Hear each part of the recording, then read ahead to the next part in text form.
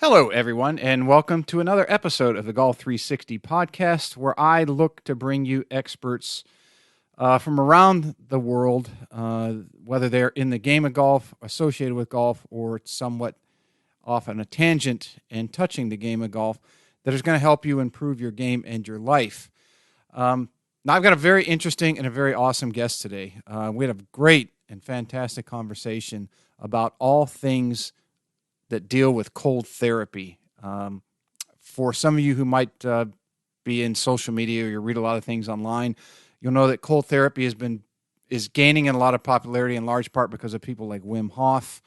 The famous podcast host Joe Rogan is big into it. The world-renowned biohacker Ben Greenfield. And my guest today is doing his part and everything he can to bring cold therapy, in particular ice baths, to the forefront of mainstream. And he's a great individual. He is very well versed in a lot of different things, a very smart man. His name is Dr. Thomas Seager, and he is currently the CEO of Morozkoforge, which is the world leader in ice baths. Now, among his duties at Morozkoforge, Dr. Seager is a PhD and an associate professor in the School of Sustainable Energy Engineering and the Built Environment at Arizona State University.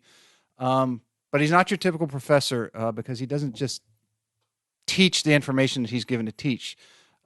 His teaching and research is focused on a new approach called self-actual engineering, which is about designing our infrastructures, our relationships, and our lives to reach our fullest human potential. Dr. Seager and I kind of got introduced online when he wrote a journal post about his life-changing experience and then what he did during that journey with his diet, with the ice baths, how it worked, changed his life dramatically for the better. And we just hit it off very well, at least so I think. And he was nice enough to come on the show and talk about his story, the Morozkoforge story, and in particular cold therapy, ice baths, ice showers, just getting out in the cold, and all the benefits that come along with that. So I'm not going to spoil it and try to talk about all those things now here in the intro. I'm going to let you hear it in his words and just have it's a great and phenomenal show. So as always, sit back, relax, and give a big Golf 360 welcome to my guest today, Dr. Thomas P. Seager of Morozkoforge. What's up, everybody, and welcome to the Golf 360 podcast. I'm the host, Pete Popovich. So you may be asking yourself, what is Golf 360? And Golf 360 is a show that was designed to introduce you to people associated with the game of golf to help you improve not only at your game, but also your life. Almost all of our guests are from within the industry in some way, shape, or form, but some of the guests we have are from outside the industry, and it mainly revolves around the business world with a few others scattered in here and there. Now, all of the guests that we have a few things in common. One, they all were highly successful and accomplished in their field. Two, each has something to pass along that will help you in your game and your life. And three, they were all more than willing to give back by passing along the things that they used to help them in their career, and even some of the mistakes that they made so that others don't make them in their journey. So I hope you find listening to them as enjoyable as I did interviewing them, and that each and every one of you benefits from the information that they so willingly and graciously pass along. This episode of the Golf 360 podcast is brought to you by Affinity Wealth Management Group. We all work exceptionally hard for our money, and none of us can afford to let that fall into the dark abyss of the big box financial service firms with their jack of all trades and master of none mantra, which basically means you become a number within a cookie cutter model, which is often accompanied by massive fees. Your future deserves more than average returns, and at Affinity Wealth Management, they ensure that your financial goals receive highly individualized, tailored attention from experts who are in the industry to be great and not average. As a client of Affinity Wealth, you will receive a customized solution to your customized life, keeping in mind your family's financial situation, values, and risk tolerance. Contact them today at 248-840-3863 or www.affinitywealthmg.com. This podcast is brought to you in part by Just Thrive Probiotic. You may be surprised to learn that your digestive system is the key to creating and maintaining the quality of your physical, mental, and emotional health, and it's one of the body's most essential systems. That's why the majority of nutritionists today highly recommend probiotics as an indispensable nutritional supplement. As a discriminating consumer, you've probably been searching for a probiotic that is proven, potent, and effective, and you found it. Just Thrive is your best choice for maintaining a healthy lifestyle. Just Thrive Probiotic captures the power of hundreds of thousands of years of nature's design with a specialized bacillus strain formulation that guarantees survivability through the stomach and upper digestive system. Supports optimum gut health, digestive health, immune health, and delivers antioxidants. Great for adults, kids, and the whole family. Use promo code GOLF360 at www.thriveprobiotic.com for 10% off your order. All right, I'm here with Dr. Thomas Seager, PhD. Dr. Tom, thanks for coming on the show. It's a pleasure, Pete. You know, I was when I reached out to you on Instagram, was about a month or two ago. I've become a fan of your work as I've read on it and see what you do and what you're involved in. And from the 10,000 foot view, meaning that we've never met outside of discussion on social media. It seems that you're a very diverse person and involved in a number of different things, which I am as well. I think that's very cool and good.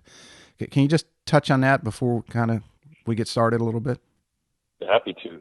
I started out thinking I was going to be a university professor the rest of my life, and I hope I am. I teach engineering business practices at Arizona State University in the civil engineering program. My father was a professor, and I followed in his footsteps, so to speak. My research career took me more into resilience, and I was in the wake of Hurricane Katrina, and I don't have to explain the increasing level of natural disasters that we've experienced in this country. So my research career got more into preparedness and response to natural disasters.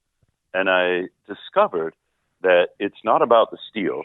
It's not about the concrete or the highways or the power grid. I mean, those things are all important. But the human response, how we become resilient at a human psychological level, preserve our creativity in the face of catastrophe, that is where I got really curious. In the meantime, I'm now 55. My kids are all grown, and there were a number of what felt like catastrophes in my own life. My marriage dissolved. I hit some challenges at work that I wasn't expecting, and I began a search for how to rearrange my life. The human resilience that I'm researching in the literature and my own need to adapt so that I could be more ready for this new stage of my life, they intersected. And that brought to me a whole bunch of new curiosities. It's important to tell your audience, I'm a PhD. That's a doctor of philosophy in engineering, not a medical doctor like Dr. Hollis or some of the other people that you've had on your podcast. And so what does PhD mean? It means I can do a lot of reading, a structure, right? I mean, it means I live in the library and the laboratory. The PhD allows me to do research, structure knowledge, share it, create it. And a lot of that research has been about how to improve my own life. I think that's why you're seeing the diversity of interests, because when we're talking about life, there are so many dimensions to it. There's a Maslow organized it well in his hierarchy of human motivations. There's the things at the bottom, safety, security, food, water, shelter, sleep. And most of civil engineering is about providing those things. But as you move up, you get to self-esteem, sense of belonging, sense of community, sense of self-efficacy. I'm good at things. You get at the very top, and that's where sense of purpose and meaning shows up. We are all multi-dimensional in what we would consider the quality of our lives. And I've been, last 6 years especially, exploring all of it. I've been reading a book called One. I'm about a third of the way into it. I think Gary Keller, who has Keller Williams, and another gentleman wrote it. And I bring this up because there's Doc Brett McCabe, who's a sports psychologist, works with a lot of PGA Tour pros, had a post on Twitter last night about discipline, that he doesn't think there's enough, or that it's very much lacking in society today. And it was ironic that last night, as I was reading the book, laying in bed, the chapter was on discipline, and I as much respect and as much as I admire Doc McCabe, I didn't necessarily agree with the fact that discipline unto itself is needed as much as most people might think, and that I believe it might be more of a adaptation to good habits, and you need a little discipline, maybe medium amounts, to get that going, or to get yourself in very good habits. And at least from what I'm hearing, and you tell me if I'm wrong, is as you made your modifications to make yourself more resistant, to be better, to be healthier, you changed a number of different habits in order to do so. I had to. Yeah. I don't believe in willpower because it's so fleeting and so finite. And the discipline and willpower are often kind of conflated with one another. People think of them as related or interchangeable, but I'm not a big fan of willpower. Habits are when you don't need willpower because your habits are making your decisions for you. But in my case, it was, in a way, giving up discipline. Discipline's such a funny word. We use it in science as your discipline is your field of expertise, but we use it in school as synonymous with punishment. And then we use it in psychology as it's the superior, it's the will of the mind over the temptations of the body. So what we mean by discipline, it's a funny word because it has so many different connotations. What I did when I was 249 pounds, I'm almost 6 feet tall, so that's not a healthy weight. And I was faced with the fact that I was unattractive and having to go back out into the dating world as a fat, middle-aged man didn't sound like good prospects to me. The dating pool shrinks quickly. Right? I mean, talk about motivated. I sat down with my daughter, and she'd been working out with a trainer. She was in high school. And I knew I was taking her to her training appointments, and I was paying for them. But I asked her to do a workout for me. And what was she, 15 at the time? And she said, "Yeah, that's great." And she got out a sheet of paper, and she wrote at the top of it, "The Fat Daddy Workout." And my heart sank. And she was very whimsical about it, and she's like, "Okay, this is what you're going to do with your yoga ball, and this is what you're going to do with your free weights." And what discipline was for me is getting over that ego, getting over that emotional blow, and working more in reality rather than the stories that I used to tell myself to keep myself comfortable. So I started going to the gym and doing the exercises that my daughter laid out for me. And I realized that there's a limit to what exercise is going to do for weight. I needed to change my relationship with food. And here, it was the opposite approach. Well, maybe not. The discipline wasn't about counting calories. It was, I made a promise to myself that I was only going to eat what was great. If it wasn't great food, I was going to pass. And that meant all of the processed, convenient stuff went out the window. It meant that I could still eat the cheesecake or a dessert if it was homemade in a place like a restaurant that I had a lot of respect for. Mm-hmm. Went on the great food diet, and I told myself that I will eat whatever I want however much I want, anytime I want. And that doesn't sound disciplined at all, right? But what it turned into is I would stare at that, whatever it was, pressed turkey loaf sandwich on a bleached white flour bun that they serve at these faculty lunches. And I would say, do I want that? And the answer was no. I just walked away from it because I changed who I thought of I changed my identity. My self-image was, I'm not the kind of person who eats that. I'm not the kind of person who eats donuts. Now, it wasn't about willpower. It was, in a way, it was a habit, but it was a new identity statement. I don't eat French fries. And I don't have to rationalize it or count the calories or say, well, maybe I can afford just a little bit of that fudge. No, that fudge isn't great food. I don't eat that stuff. That identity statement was the most important thing that got me down from almost 250 to 215. The exercise didn't hurt at all, but the way I changed my image of myself was the most important thing to changing my decision making. That's very interesting. I when I reached out to you and told you that I was very happy on the post that you had, and we'll get into your use of the ice bath and more of your the keto diet that you did. I remember about 4 years ago I had a post. It was probably midnight, and I had a little too much wine to drink, and I did a Facebook Live of me getting into my makeshift ice bath, and a bunch of my buddies had commented, it's like, the nice dad bod. And I had always been an athlete. And I looked at that video and I said, God, I am a fat ass.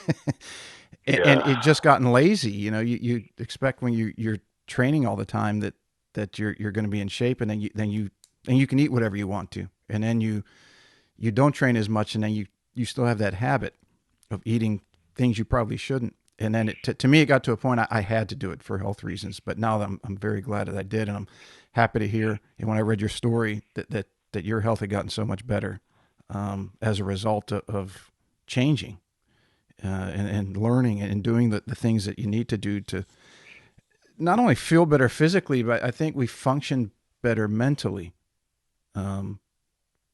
Think more clearly. Brain fog is reduced.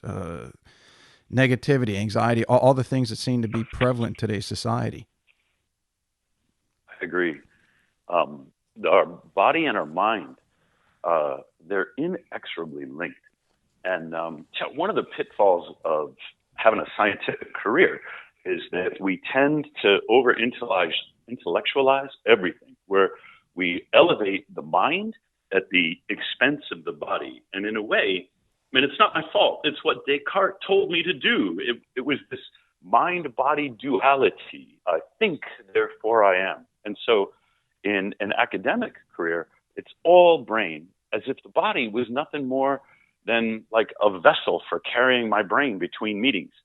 It's ridiculous because the two function together. Thought doesn't exist just in the brain. It exists in the heart. It exists in the gut. It exists in all the cells of the body. And of course, my brain is in constant communication with everything else that's going on in my body. So when you improve your bodily health, your brain follows. And when you improve your thought patterns, your body will follow.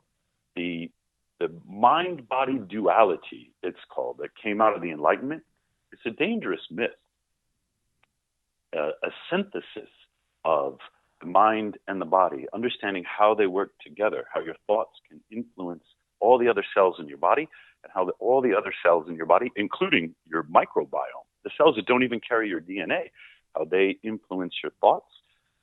That allows you to change what you think and change the way you feel.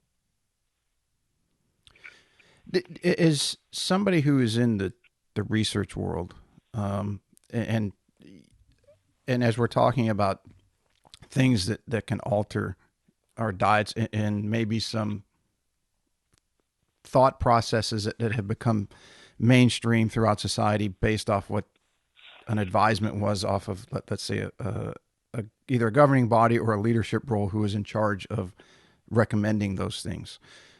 Do you find that Because, and I'm referencing, I watched one of your talks on diet and how the life expectancy for the first time in 2018 had dropped since the penicillin era. So was that about 60 years? Yeah. Do you find out that science, the term, knowing how studies are, where sometimes they'll chop off the polls 10, 20% of whatever the study group is, almost to get the study to achieve the goal that they want, and that the term science has become somewhat bastardized in society today, especially what you see on TV with, and not to get too far off track with the COVID and everything out, the recommendations for that. I think it's worse than that. There are practices. One of them is called p-hacking. You do a bunch of experiments, and of course, you only publish the ones that have statistical significance. And often, the threshold for statistical significance is about a 95% confidence level of some correlation. So p-hacking, you do 100 studies, and they're all random. 5 of them, just by randomness, are going to come out statistically significant, as if there was some effect, but of course they're not reproducible. So what you're talking about, where you do some selective discarding of data, or you look for the anomalies and you publish that, it's not good scientific practice, but it happens. What we're facing is even worse than things like p-hacking or statistical selectivity. It is fraud. There's a great book called Big Fat Surprise. Have you come across it? I've heard of it. I haven't gotten it yet. Mina Teichholz, if I'm remembering the author's name right. She's a science journalist, and she has decoded the culture of science and looked at the incentives that are driving really bad science around saturated fat, polyunsaturated fat, and the cholesterol myth. What she's discovered is all too common in science. The stakes are extraordinarily high. There are hundreds of millions of dollars of federally funded research that go through my university, Arizona State. And much of that is health related. And when you have someone like Fauci, who is both making policy and making decisions on which scientists to fund, it's an irreconcilable conflict of interest. None of the scientists who either have funding or hope for funding from the NIH would dare criticize Fauci's policies. Mm-hmm. So we have an environment in which it's not just that science is bastardized, it has become abused. Scientists are silenced, they are bought off, and yet they posture as if they are objective arbiters of reality. They're not, particularly in diet and nutrition. What I discovered when I became skeptical of COVID and the lockdown policies and the masks, social distancing, all these things that don't work, I went further into the science of health and human services, that is the USDA, the HHS, the Surgeon General, and it's terrible. I mentioned my father was a university professor like I am. My parents met at Harvard back in the early 60s, highly educated. And I remember growing up that my mother read Diet for a Small Planet. My parents were woke before woke was even a thing. And partly as a consequence of my mother's misconceptions about nutrition, about the calories in, calories out model, about vegetarianism, partly because of those misconceptions, I was a fat kid who grew up to be a fat young man who remained a fat adult in middle age. And I look back, I mean, Pete, I'm old enough to remember when Lucky Charms came out with blue diamonds. And I'm like, yep. Mom, diamonds, you know? And we got to get it. My mother fed me Lucky Charms and skim milk. And that was my breakfast. And she thought it was okay because the calories were all on the label. And she's got this fat little boy for a son, and she's thinking, well, as long as we can keep his calories down, maybe he'll grow out of it.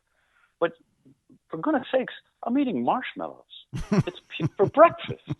I would have been better off with eggs and whole milk. And I didn't find this out until, 40 years later.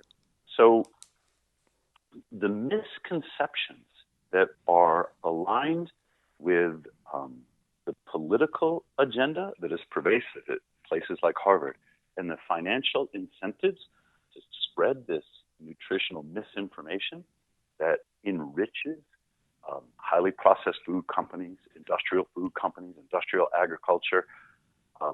It is insidious. I'm not saying that there's a cabal of conspiracy theorists that centrally plan this kind of thing. I'm saying that these incentives have created an environment of misinformation that have systematically enriched corporations at the expense of the health of the American people. Cholesterol is not the enemy. Statins are the enemy. And I'm not a medical doctor. I'm not, if you're taking statins, talk to your own medical doctor. I will never take them. I'm not worried about my cholesterol levels in the way that my mother was, because now there has been a lot of more reliable access to information and to science than there ever has been before. The internet has revolutionized the way that I go to the library. It used to be that I'd have to physically get up out of my desk and walk over to the library. And on the large campuses, like when I started my career at Purdue, I'd go to the engineering library. The journals there and the books there were selected for my discipline. And it was very rare for an academic like me to come across things that are outside my field because of the specialization of these different disciplines. But now I go on scholar.google.com, or I go on any of the electronic databases, and I can find journal articles from any discipline all over the world. I can pull those up, and I know how to read science, and I can teach myself as a scientist without having to worry about what's being spoon-fed to me by the FDA or the CDC or HHS or any of the other co-opted government agencies that, for example, created the food pyramid that are trying to kill me. Mm-hmm. One of the reasons I bring that up, and I think it's prevalent in any industry, and if we take the golf industry, for example, when a number of years ago, when a lot of the electronic measuring devices came out, and they're very prevalent, and I'm not knocking them by any means, because they do work very well if you know how to use them. And one of the reps for one of the companies said it's the equivalent of an MRI machine, and that it can give you phenomenal data, but if you interpret it incorrectly, you could do a lot of damage to somebody. But I used to have a lot of discussion with colleagues of mine, and I would say, because the physics, science and physics were the two terms that were being thrown around quite a lot.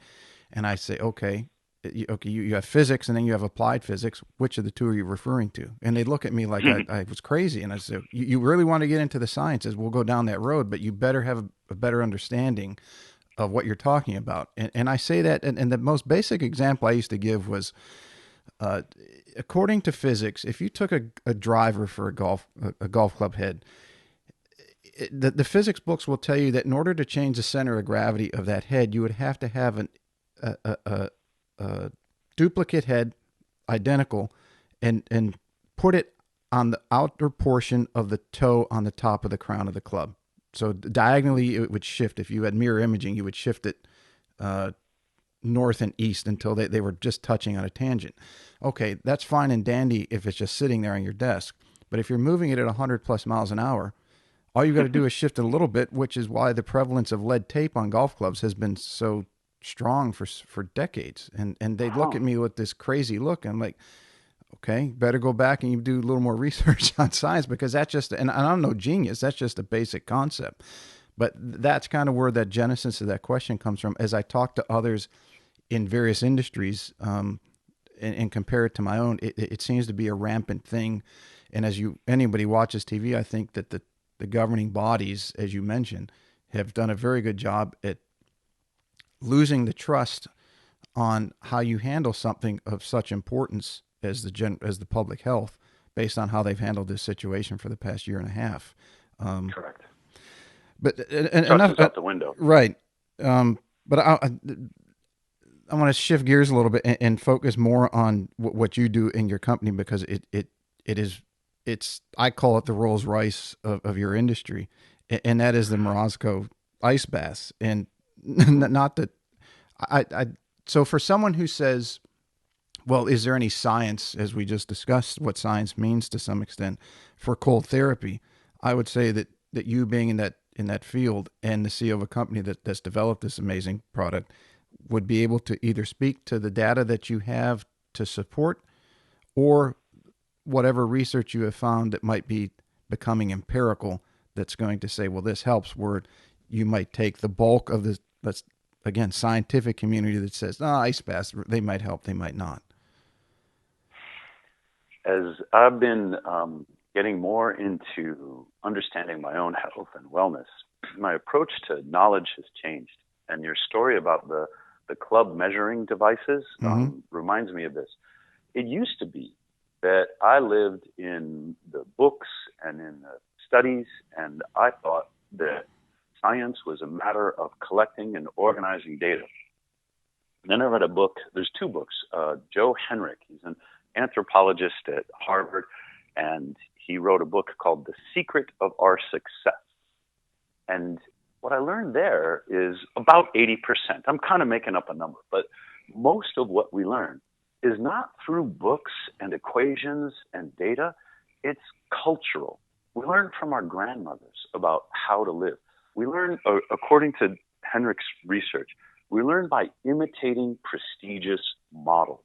And we are hardwired to learn that way. So you got to imagine our tribal existence, and we'll look around maybe at the 100 people we know in the world, and we'll say, who among them do we admire? Oh, that's what he does. That's what he eats.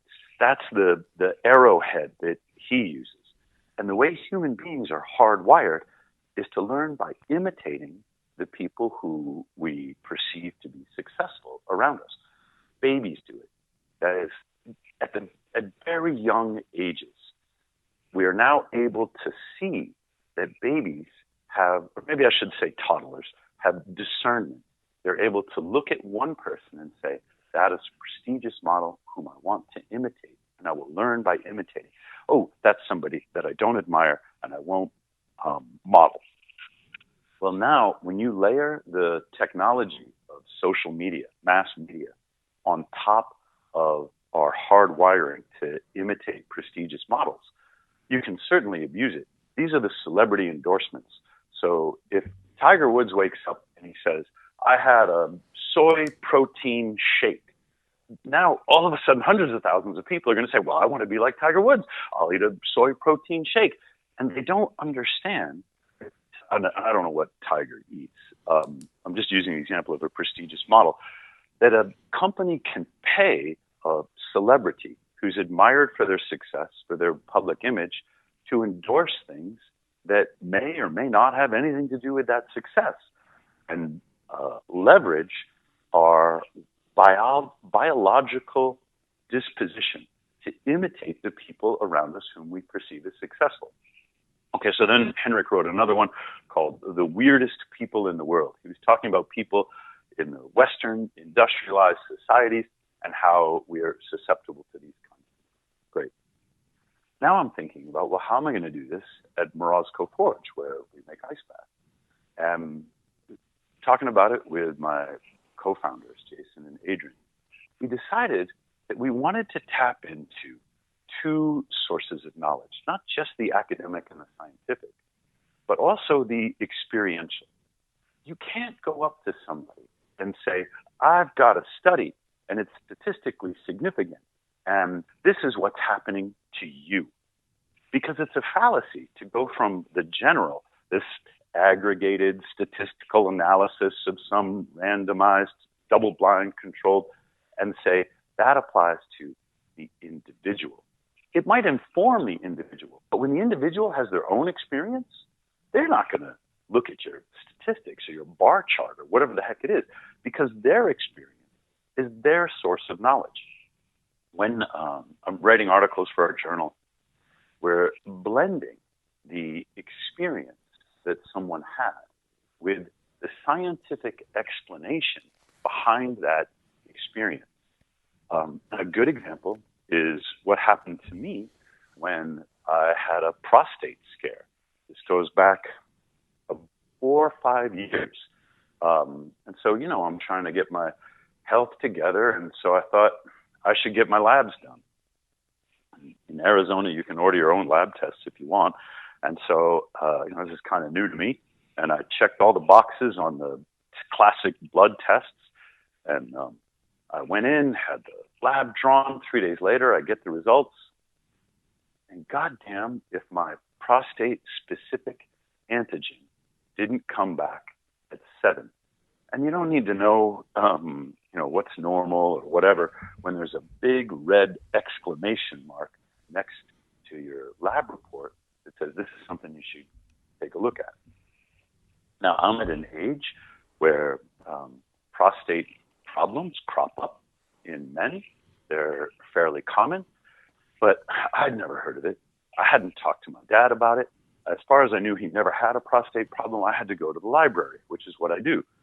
And I realized that the PSA blood test, it's variable, it's unreliable, but based upon mine, I was at an elevated risk for prostate cancer. Now that's the library. This approach of science and experience called upon me to talk about it with other guys.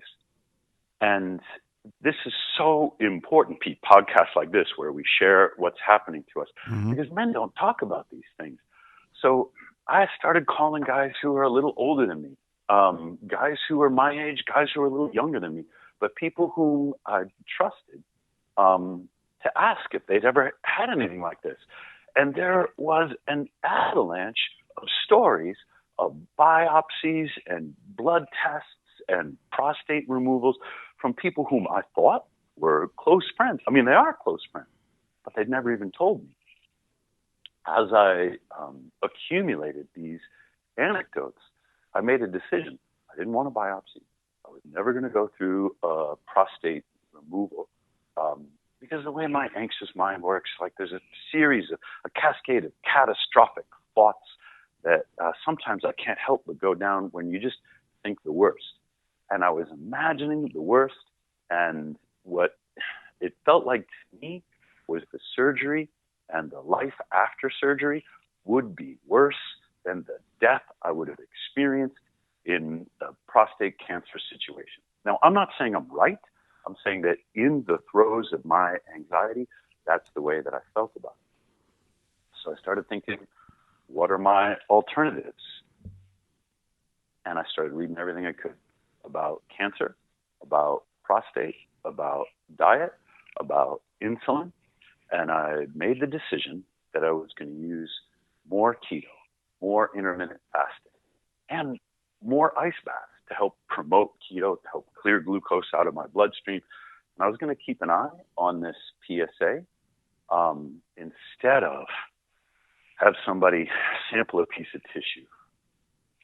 Sure enough, my PSA levels came down. It took several months. I wound up eventually at 0.8, which is a very healthy PSA. Yeah, that's amazing. Yeah, I was over the moon. I mean, the relief that I felt and the confidence that I felt in this approach, terrific. And there's some good science behind it. So now I have my experience and lots of things. In particular, Travis Christofferson's book, Tripping Over the Truth, which didn't come out later, but is a great compendium of work on cancer and metabolism, really reinforced my confidence. So we have the science and the experience. But then a really weird thing happened. I'm accumulating these blood tests. And I had been used to just checking them all off. So one of the things that I was getting was my testosterone levels. And fortunately, my testosterone was always good, especially for a fat middle-aged man. I was doing great, around 700. And it kept going up. The more I did the keto and the intermittent fasting and the ice baths, the higher my testosterone went until it topped out at 1180. That's amazing. And talk about, right? That's like a teenage. That's like a teenage boy, like a 15, 18, 20-year-old kid. I looked it up, and I had the testosterone of an over 19-year-old, and I'm cross-checking. I mean, again, I'm out in the dating game, and I don't have. This is not something that a lot of men talk about. Again, so it becomes a topic of conversation between me and the woman I'm dating, and she's like, "Oh yeah." I'm going to leave it at that. But I didn't know. I didn't know how to compare it. So this is a different kind of experience. What the heck is going on with my testosterone? Back to the library. Remember, it's the experience and the science. And sure enough, there is a study from, I think it's 1991. And it's done in Japan. And it uses college-age men. So these are 20-something men. And they did ice baths and then exercise. Most people are doing exercise, and then they use the ice bath to recover. It's inflammation or it's soreness, and they want to get back out on the field, or they want to get back into the training a little faster, and so they will soak their knees or their legs in ice to reduce the inflammation and speed their recovery. The science on that is a little murky. You can recover faster, but it looks like it comes at the expense of long-term gains. If you have a big weight training session, of course you're sore, you gotta wait at least several hours for your body to respond in the way that you're trying to stress it out before you get into the ice. Ice, to recover from exercise, will get you back into competition faster, but it looks like it doesn't really help you train. Well, when the Japanese study reversed it, they did the ice first and the exercise later, and they discovered a huge boost in testosterone, a huge boost in luteinizing hormone that lasted for hours. What was I doing? Well, I was doing my ice baths pretty hard at this time, and I would get out and I'd feel so much energy. I'd pick up my steel mace or my barbell, and just to get the blood going again, I would do some squats. I would do some 360s with my mace. I would go to hot yoga. Accidentally, I'd stumbled upon using exercise to recover from the ice bath, which is exactly what this Japanese study says is going to happen. It'll boost your testosterone and boost your luteinizing hormone. So I took this blood report with the 1180 to my urologist. And, well, this is where I am. What do you think? And he said,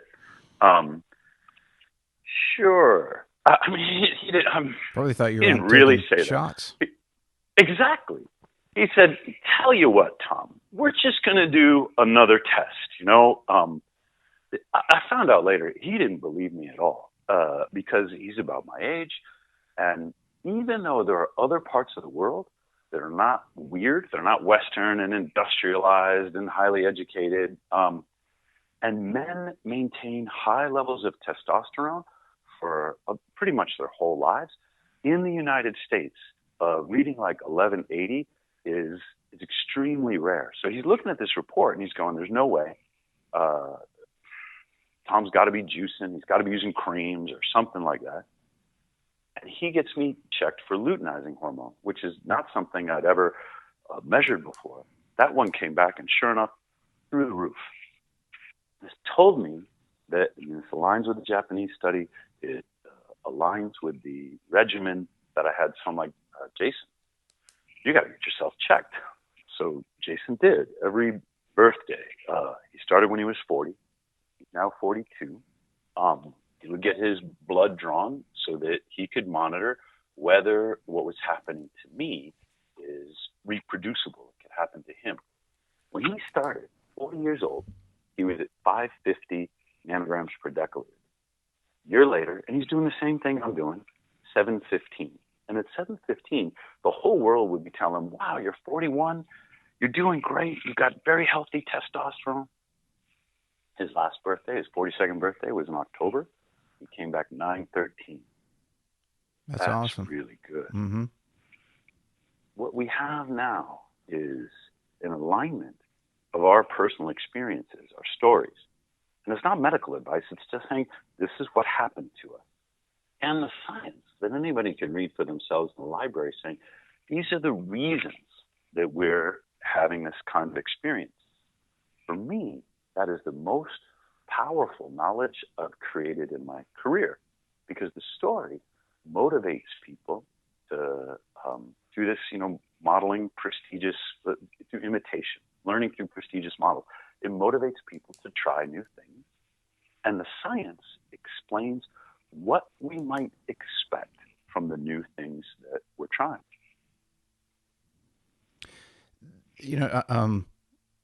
I had messaged you initially and said that when I read your story, because I think you wrote it on your company's, was it the blog page or was it, I can't remember where it was exactly. Morozkoforge.com. And we have a tab in there called Journal.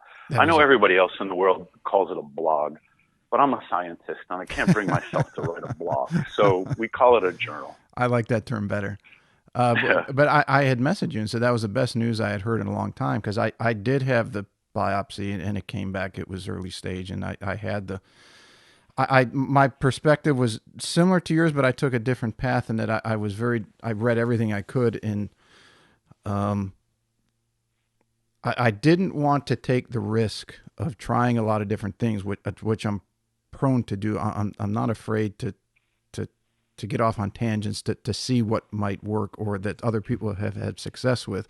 But my biggest fear was that I would do those things and lose valuable time, at least for myself. And 3, 5, 7 years down the road, the medical community, it doesn't work. And then the medical community comes back and says, there's nothing else we can do for you.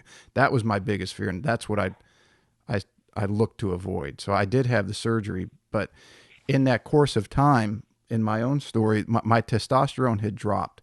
And looking back on it, we're not sure if it dropped as a defense mechanism against the development or rapid growth of cancer, meaning that the body, as you well know, that the body will seek to protect itself even at a subconscious level, or particularly subconscious level, regardless of what you're doing on yourself. So my testosterone had dropped.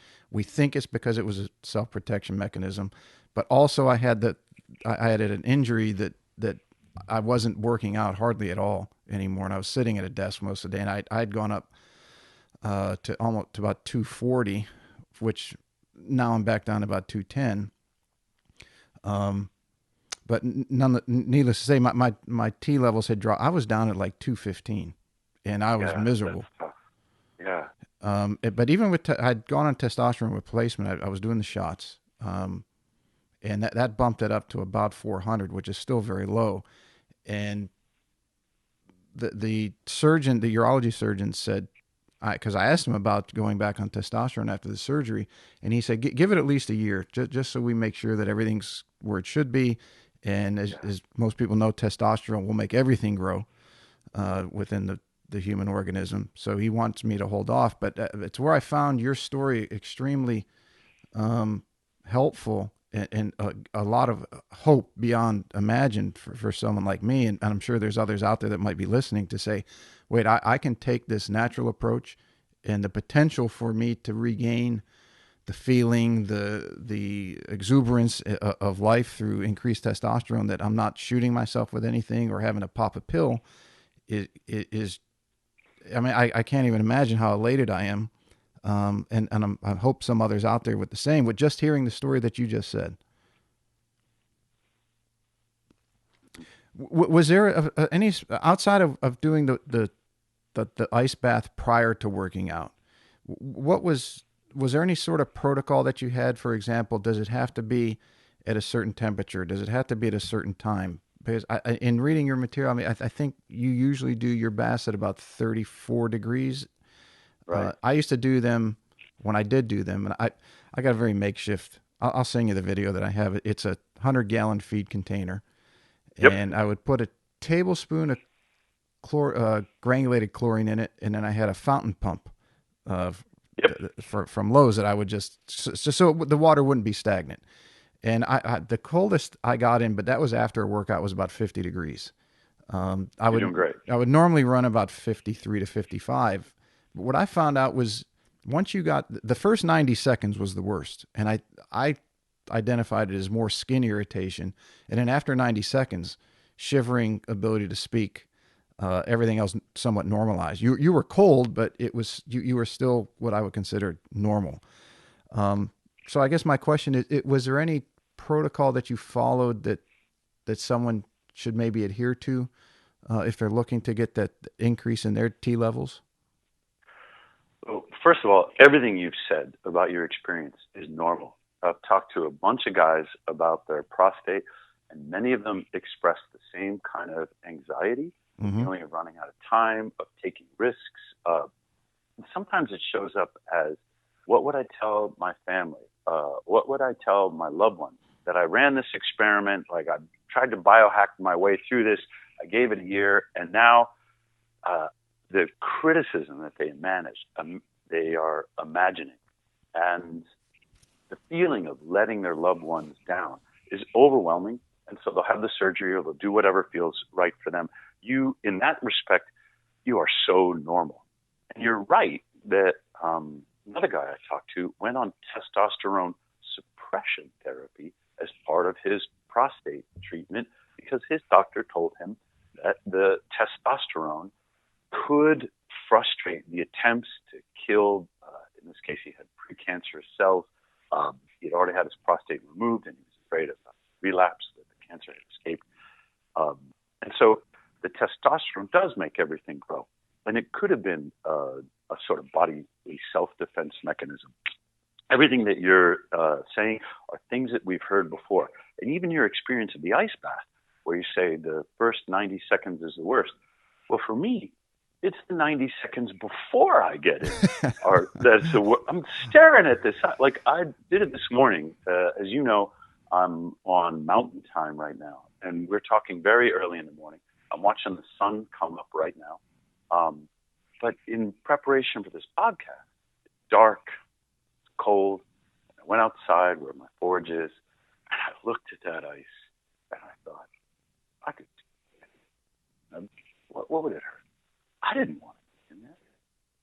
And then I thought about, I've never had an ice bath that I regret. And I tried to put myself, instead of the anticipatory anxiety of right before I get into the bath, I tried to imagine getting out. And I said, in 4 minutes, I'm going to be toweling off. And the only way to get that feeling 4 minutes from now is to get in right now. So, boom, in I go. And once I'm in, I had a very familiar feeling. This happens to me almost every day, where I'm saying, what was I so worried about? It feels great. The act of getting in is the most difficult part. Mm-hmm. Especially once you get that first leg in. Yep. And every cell in the water is screaming at your brain, you're going to die. Don't do it. Mm-hmm. And your brain, we have a mantra at Morozkoforge. Your brain needs to talk back to the cells.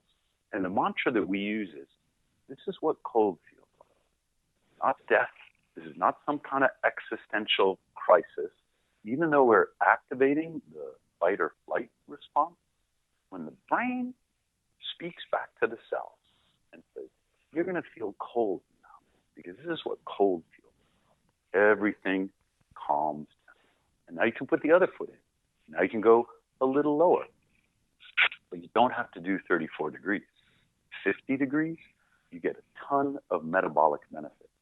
As you get down into the low 50s, you will activate brown fat in your body. And that is critical for these metabolic and hormonal benefits. There's a study out of Germany. They take these 10 guys, middle-aged, a little older, and they're obese, and they suffer from type 2 diabetes. And they're going to run an experiment in cold exposure. And they say, you're not allowed to exercise. It would mess up our experiment. You can eat whatever you want, chips, dip, whatever. The deal is, you got to be every afternoon for 10 straight days in a t-shirt and shorts around 52 degrees for 2.5 hours, and that's it. You can watch TV, socialize among yourselves. Now, for me, I'm reading the protocol in the study. I'm like, what is that, a tailgate party? I mean, in the United States, like we go outside in the fall, and it's just regular cold exposure. They get a little chilly. And 10 days later, all of their insulin sensitivities had improved, and some of them by like 80%. There were huge, dramatic effects to what I would call mild cold exposure. But it was consistent, and it was enough for them to feel uncomfortable so that once you get the shiver response, you know you've activated this metabolic brown fat response to, there's shivering, which is thermogenesis by your muscles twitching, and then there's brown fat in your body, which is thermogenesis without the twitch. So it's called non-shivering thermogenesis. And the brown fat in your cells that accumulates between your shoulder blades and around your clavicles when you get cold exposure, its job is to generate heat that keeps you warm in the cold. When you go cold, you recruit more brown fat, you activate your brown fat, you clear glucose out of your bloodstream, you improve your insulin sensitivity. The brown fat works with your thyroid. They regulate one another, talk to one another hormonally. So if you don't have enough brown fat because you live like I do in Phoenix where it's warm all the time and you never get any cold exposure, your thyroid can become dysregulated. And that can mess with your metabolism. So a little bit of cold on a consistent basis will maintain brown fat, regulate your metabolism, improve your insulin sensitivity, and you're getting all those benefits. So why not just stay with 50 degrees? That sounds great. Does the cold help as you do the cold baths? Does it help, or ice baths, the development of brown fat? Does the body start to generate more and more? Yep. There's some dietary ways to activate brown fat. I saw it was a podcast or an article that Ben Greenfield did on grains of paradise. And sometimes he'll grind them up and put them in a shake because there are foods and supplements that will activate your brown fat, and evidently grains of paradise are one of them. However, fastest, most effective way to activate your brown fat and recruit new brown fat is cold exposure. And it doesn't have to be freezing like I do. So it's wintertime now here in the northern hemisphere. And a lot of people who are looking to get started can start by what I call underdressing. Do that t-shirt and that shorts. If you're going to golf and you're doing some winter golfing, underdress. Expose yourself to the cold while you're doing it. And a lot of people might say, but that's gonna, I'm gonna shiver, or I'm not gonna feel right, and it's gonna take my golf game off. Well, yeah, but is there a trophy waiting for you at the end? Because you're trying to do something here, and you want to get better as a golfer, but when you incorporate underdressing into, you're doing 9 holes, and maybe you're out there a couple of hours, you're getting the metabolic benefits that are going to improve the quality and longevity of your life. And what's the point of, you might enjoy golfing, but if you're saying, well, I do this kind of thing to keep me healthy, I'm not worried about your short game right now. I'm worried about your brown fat and your metabolism. And it would be an interesting challenge to put yourself under that kind of stress, as long as your buddies aren't judging you too hard about why you just hooked into the rough again. Tell them you're working on something here. Is there a time frame? I know everybody's different, but is there a rough time frame where the adaptation seems to become more comfortable? Yeah. Is it 2 weeks? Is it 4 weeks? Well, I'll tell you about the experience of many of our customers. Because what I haven't done is answer my own question. Why go down to 34 degrees if you're getting all these metabolic benefits? You don't need to buy a $10,000 Morozkoforge to do underdressing in the wintertime and to get these metabolic benefits. But I do 34 degrees for the psychological benefit. There's a great article on our website. It's called Set Your Forge to a Temperature That Brightens. And I'm not the only one that takes this approach. Andrew Huberman, he's out of Stanford. He's got a great podcast. Huge audience. And he's saying a very similar thing. Plunge at a temperature that makes you feel uncomfortable, but you know isn't dangerous. And that's his advice. I'm paraphrasing what he says. For us, we say set your forge to a temperature that frightens you, because the psychological benefits don't appear until the anxiety appears. When I get in, I need it at 34 degrees to make sure I get that fight or flight response, to make sure I've activated my autonomic nervous system. Because when everything in my body is screaming at me, that's when I got to structure my breathing. That's when I got to use my mantras. That's when I got to calm myself down. There's the sympathetic nervous system. And the sympathetic nervous system prepares you to fight or flee, or sometimes freeze, shut down. Then there's the parasympathetic nervous system, and that's the relaxation mechanism. It's the vagus nerves that run the parasympathetic side. And most of us, I'll speak for myself, most of my life is anxiety, high stress. I mean, what we're trying to do at Morozkoforge, grow a business, what's going on right now in the university system with COVID, and the way that I have been pilloried in public for my views on health and wellness. I've been canceled on campus. I get criticized by my colleagues, and I've lost friends. Most of my life has been a constant stream of stress responses. I need the stronger vagus nerve, the stronger parasympathetic nervous system to go through my life and cope with the challenges that I've chosen for myself. Now, maybe this has applications in golf, where deep breath right before your putt. I'm not a golfer. I don't know. But the vagus nerve is essential to sports response.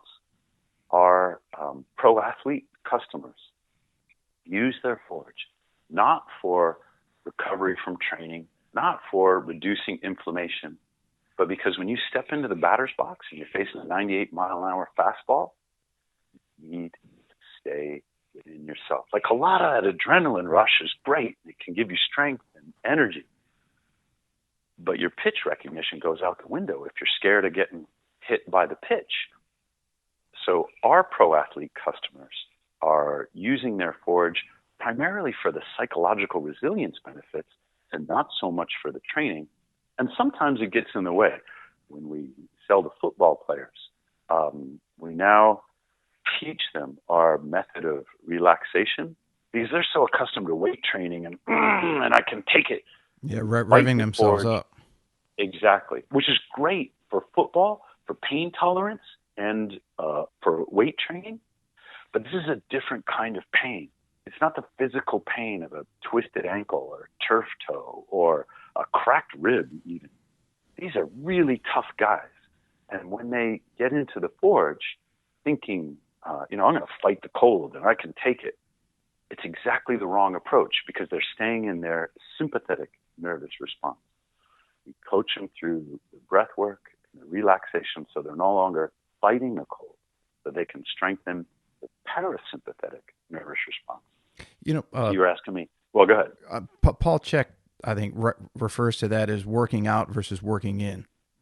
Working out being weight training, yoga, whatever physical activity you're going to do. Working in is meditation. In this instance, I would say cold therapy, ice baths, that you have to develop the internal.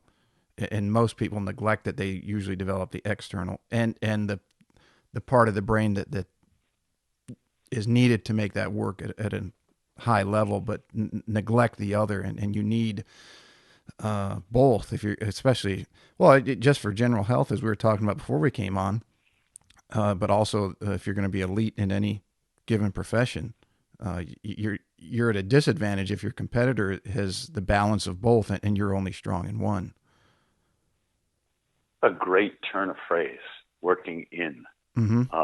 I'd never heard it before, and I love it, and it describes exactly what you're talking about, the meditative benefits that I'm getting in the ice bath. That was the biggest thing that I found for myself when I was doing it. And I just cleaned my bath out, and my 2-year-old niece jumped in it as it was dry and said, "Oh, it's a crib." And she thought it was, she was playing in there. She was cute. She didn't want to get out. But the biggest benefit I found, because I had started reading Wim Hof's material about 2 years before I started in it.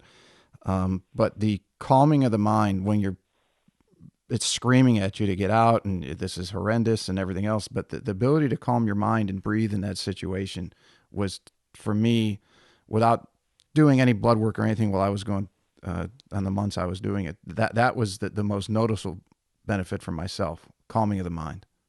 I agree. We've got some really good brainwave data. Use the Muse headset, which measures brainwaves and gives you some biofeedback to try and help people train their meditation. And I am the worst frickin' meditator. I'm not saying I'm saying I'm bad at it. It still helps me. I'll be sitting there in my lotus position and clearing my mind of thoughts, and oh, that's where I left my keys. All of these things come into my brain, and maybe I'm too judgmental, but I can't banish them. It's useful because I love figuring out where my spare key is. But that doesn't seem like the point of meditation. On the other hand, when you get into the ice bath, what we've observed over and over again is a plunge down into those meditative-like brainwave states. And you wouldn't think, it's counterintuitive, because you're getting into the cold and all of a sudden, you're so revved up and you're getting the adrenaline and the norepinephrine, and you don't feel meditative. But when we measure the brain waves, boom, straight down into the meditative state, and people stay there for, it could be 4 or 5 minutes, depending upon how long they plunge. So there's something going on with the brain's response to the cold exposure that allows it to get into the meditative state, stay there. And I'm wondering if part of the benefits aren't derived from that time that the brain is staying down in that deep level of meditation. It was for me, it was the only place that I could get any comfort while I was going through that extreme discomfort. Yep. It's the only place I found that was, and that comfort was at a whole nother level. I'm just not saying comfortable like you're sitting on your sofa. I'm saying, as you just discussed, the parasympathetic system was like completely relaxed. And it's like, wow, this is pretty interesting. Yeah, I've got a quick story. Randy Soma is a very dear friend of mine and my family's, and he was one of the early shows that I had on, and he was a CEO of a Fortune 50 company. I think they were a $20 billion company, and he had gone to he paid for a series of 10 classes to start to learn how to meditate, because as a CEO of that bit, your mind's constantly bouncing all over the place, or worldwide. Tell me about it. Right. And so he says he goes to the first class, and the instructor gives everyone, I think it was some raisins, and says, okay, I want you to put these raisins in your mouth. And now I want you to put them he said, okay, savor the flavor, but don't swallow them, and move them to the right side of your mouth. And then he was talking to them for about 30 seconds or a minute. He said, okay, now move them to the left side. And he goes through this exercise for about 5 or 10 minutes. And then the class goes on and for about an hour. And when it's over, Randy goes up to him and says, hey, look, I really appreciate what you do. He said, I'm going to pay you for all 10 classes, but I don't think that this is going to work for me. And he said, no, you did great. And you just got to stick with it. And he said, well, let me explain it to you this way. Remember when you said put the raisins in your mouth and I'll just savor it for a minute, move it to the right, move it to the left? He said, before you even got to move it to the right, I swallowed them. He says, I'm hopeless. Oh, that was, remember when he told me that, I busted out laughing. But I've been talking to him and try to get him into, he and my dad and some others to try the ice bath. My dad has gotten to the point where he did the cold showers, and he really he hates it. But, and that kind of is somewhat of a segue into the, if you were to tell people, you had mentioned as far as a a regression from an ice bath or how to get started, because if somebody's thinking of the difficulty mentally, as we've just gone over, of getting into cold exposure and working into a 34-degree plunge, what would be the regression or the starting point for somebody who finds it very difficult to get going? All right, I'm going to get to that. But you mentioned cold showers. You mentioned that your dad's doing them, but he hates them. Yes. It's the way I started too. I read a book that Mike Cernovich wrote, Gorilla Mindset. And again, it's a story of personal transformation, and that was important to me. And he talked about cold showers. So I said, okay, I'll try that. Now, winter in Phoenix, the water gets down maybe below 60, maybe a little lower. But it was cold enough for me at the time to hate cold showers. And I still hate them. They make me angry because there's something about, I'm wet, but I'm only cold on part of my body and the rest of the body isn't. And I find them very frustrating. But in Phoenix, the water temperature that comes out of my tap in the summer is 92 degrees. And I know this because I measure it. It's what we fill up our forge with when we test them. And so cold showers aren't even available except for maybe 3-4 months of the year in Phoenix. And this is why we started, go to the store, get the bags of ice and put them in the horse trough. And we're in Jason's backyard. You have to imagine it's June or July and it's like 110 degrees out. And we bought 200 pounds of ice and it's melting while we're filling up the horse trough. We thought, well, we've got to do better than this. We're engineers. We got to figure this out. We started taking apart freezers. And the difference between the Morozkoforge and all of the competitors is that they don't make ice. And they don't make ice because they're buying chillers from China or wherever that are already pre-constructed, because they're not engineers. They didn't do the work that we did on the refrigeration to bring the cold to the water. Instead, these external chiller units pump the water into the cold, and you can't pump ice. Because Jason and I wanted that ice, we took the long way to making our own refrigeration system. And then we've got to acclimate ourselves to these colder temperatures.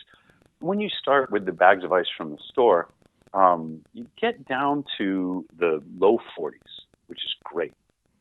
The question is, how do you go from where you get the metabolic benefits, like 50 degrees, 40-something degrees, down lower, where as you get used to the ice, the 50 degrees no longer scares you? A lot of our customers will start at 50, and they'll go down 1 degree Fahrenheit a day. So 2 weeks later, they might be around 36, and that's a great place to stop for them.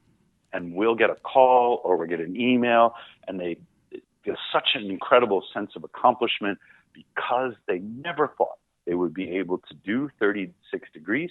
But when they take themselves down 1 degree Fahrenheit a day, sometimes a little less, they find that they're giving their body time to both psychologically and physiologically adapt to the cold exposure. Because this has worked for a number of people, again, we recommend it. We say we can't, there's a digital thermometer, there's a temperature controller that you can set on the forge.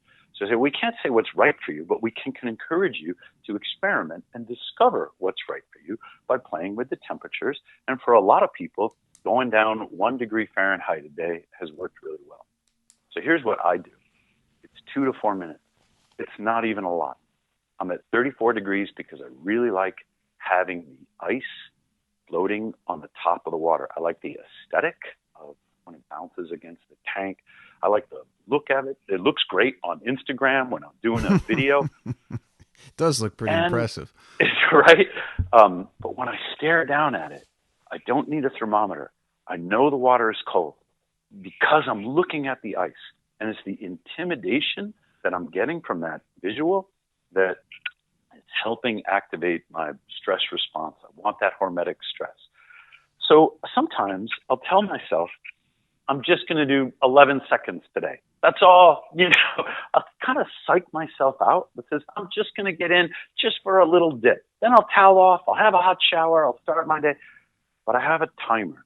I got a Mito red light from a friend of ours. Scott Cheveri founded a red light company in Scottsdale.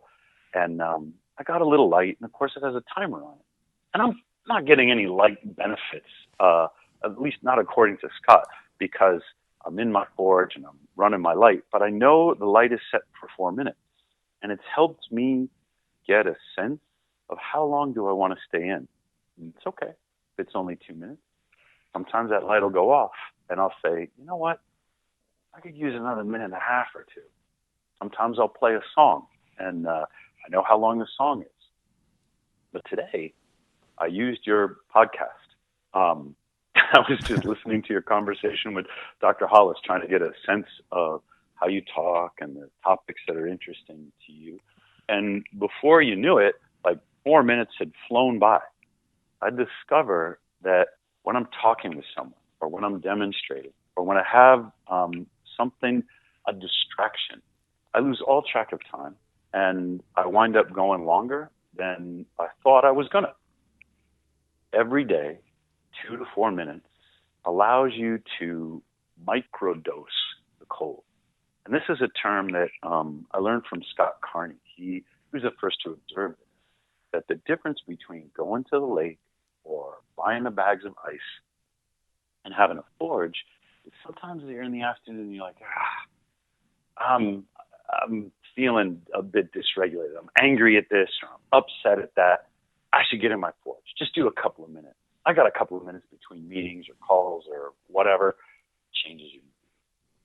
You don't need to prepare. You don't need to travel.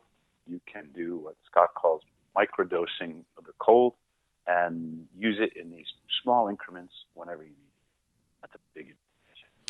Yeah, and my brother and I have already resigned, or not resigned, but reserved in our own brains that we're going to get one. We're going to split it, but because we're in South Carolina, and as you mentioned, in the summertime, and one of the reasons that I had stopped doing the baths was you have to get so many bags of ice to get it down to 55 degrees. It doesn't make any sense economically. Yep.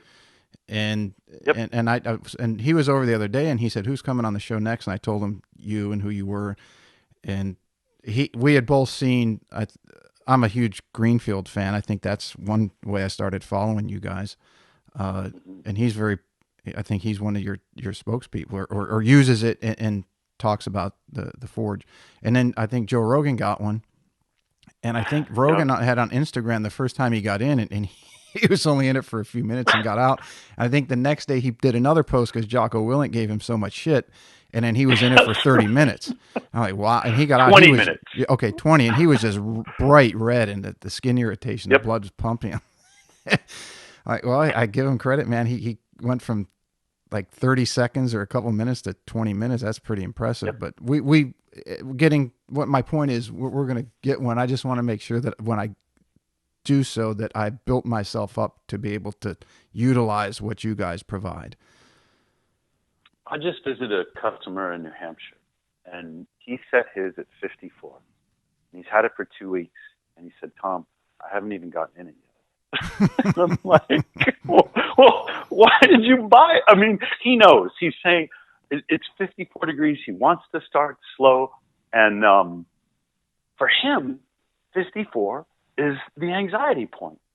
All right, then set it at 60 until you can get in at 60. Like, whatever the temperature that brightens you, start there. Mm-hmm. Work your way down. Well, I've regressed so far in getting back into it, and this is what I used to tell people to do. So at least I'm doing what I advise others to do. Is if you want to start when you're in the shower, go ahead and do your clean your everything and keep it at whatever temperature is the most comfortable for you and get you relaxed. And then if you used your dial on of your hot and cold setting, just move it. Let's say if the dial was a clock, move it 1 hour colder, and then get adjusted to it, and then move it another hour. And as you adjust, keep going until you can either you've reached your maximum point, and then that's your goal to get beyond, or you Yep. max out your shower and okay, now you're ready for the next step.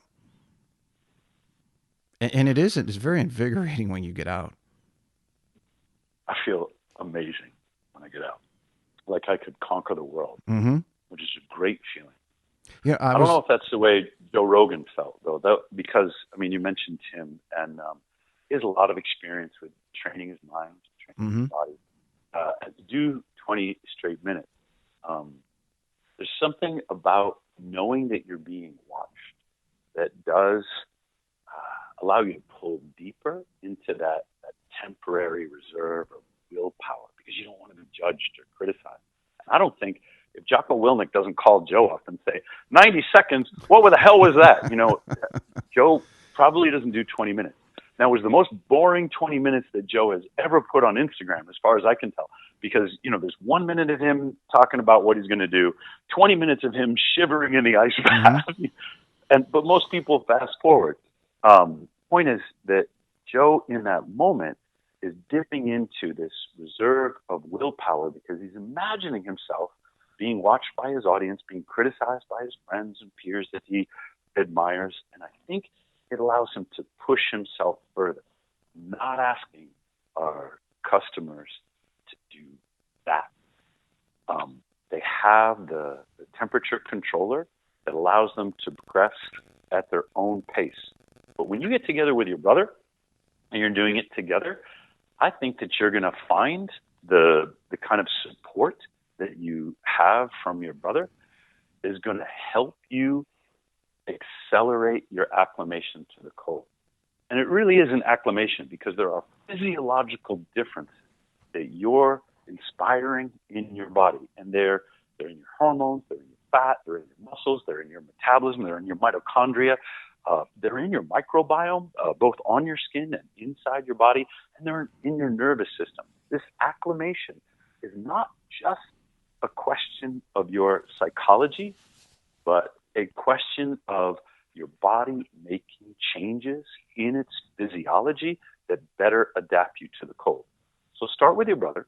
It will accelerate your adaptation, and recognize that it is an adaptation. It takes you time to get to where you want to go.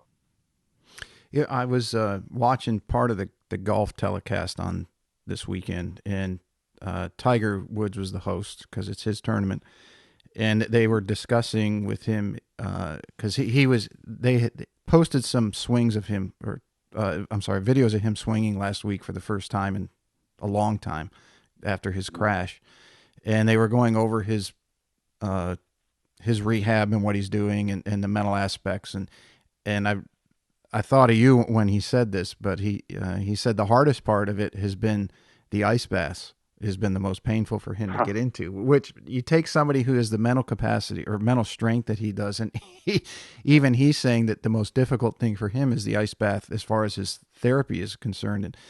And that kind of just rang true to like, yeah, everybody needs to be doing this if you're looking for health and recovery and everything else. It is amazing how our structured, climate-controlled, comfortable lives are making us sick. I think about we just passed Thanksgiving, mm-hmm. and my grandmother tells a story. She's a riot, God rest her soul. She's like, no, Tom, our ancestors didn't come over on the Mayflower. They owned the Mayflower, and it's hilarious to think about what did those pilgrims go through. My family has its roots in Massachusetts, New England, and my grandmother wasn't totally full of crap. Looked up the lineage, and one of my ancient ancestors was Thomas Cushman. He was one of the Puritans who came over later. Our ancestors wanted anything but the cold. They'd had enough of the cold. Mm-hmm. They were fighting starvation. They were like, cold is going to kill me. And everything in our evolutionary biology is programmed to teach us to seek that rare comfort. But I'm not a pilgrim. I'm not trying to eke out an existence on Plymouth Rock. I live in a climate-controlled, comfortable existence, and all of my evolutionary biological cues that say, seek comfort, are now dysfunctional. They're killing me because hundreds of thousands of years of Homo sapien evolution has not prepared me for this industrialized world in which I live in now. I must voluntarily seek the comfort that came naturally to my ancestors, and I have to make a conscious choice to do it. So I'm surprised that Tiger says the ice bath is the most difficult part of his regimen, but I have seen other elite athletes ill prepared for the whole body cold water immersion. They're accustomed to soaking their knees, doing it in the trainer's room, something like that. And we're asking them to get in up to their necks. It's a different kind of psychological challenge. I have a good video up there of a friend of my daughter's, former student of mine, and she's an engineer. But when she graduated, she decided she wanted to enter one of these bodybuilding bikini competitions. Oh, so I saw that video. That was very cool. Yes.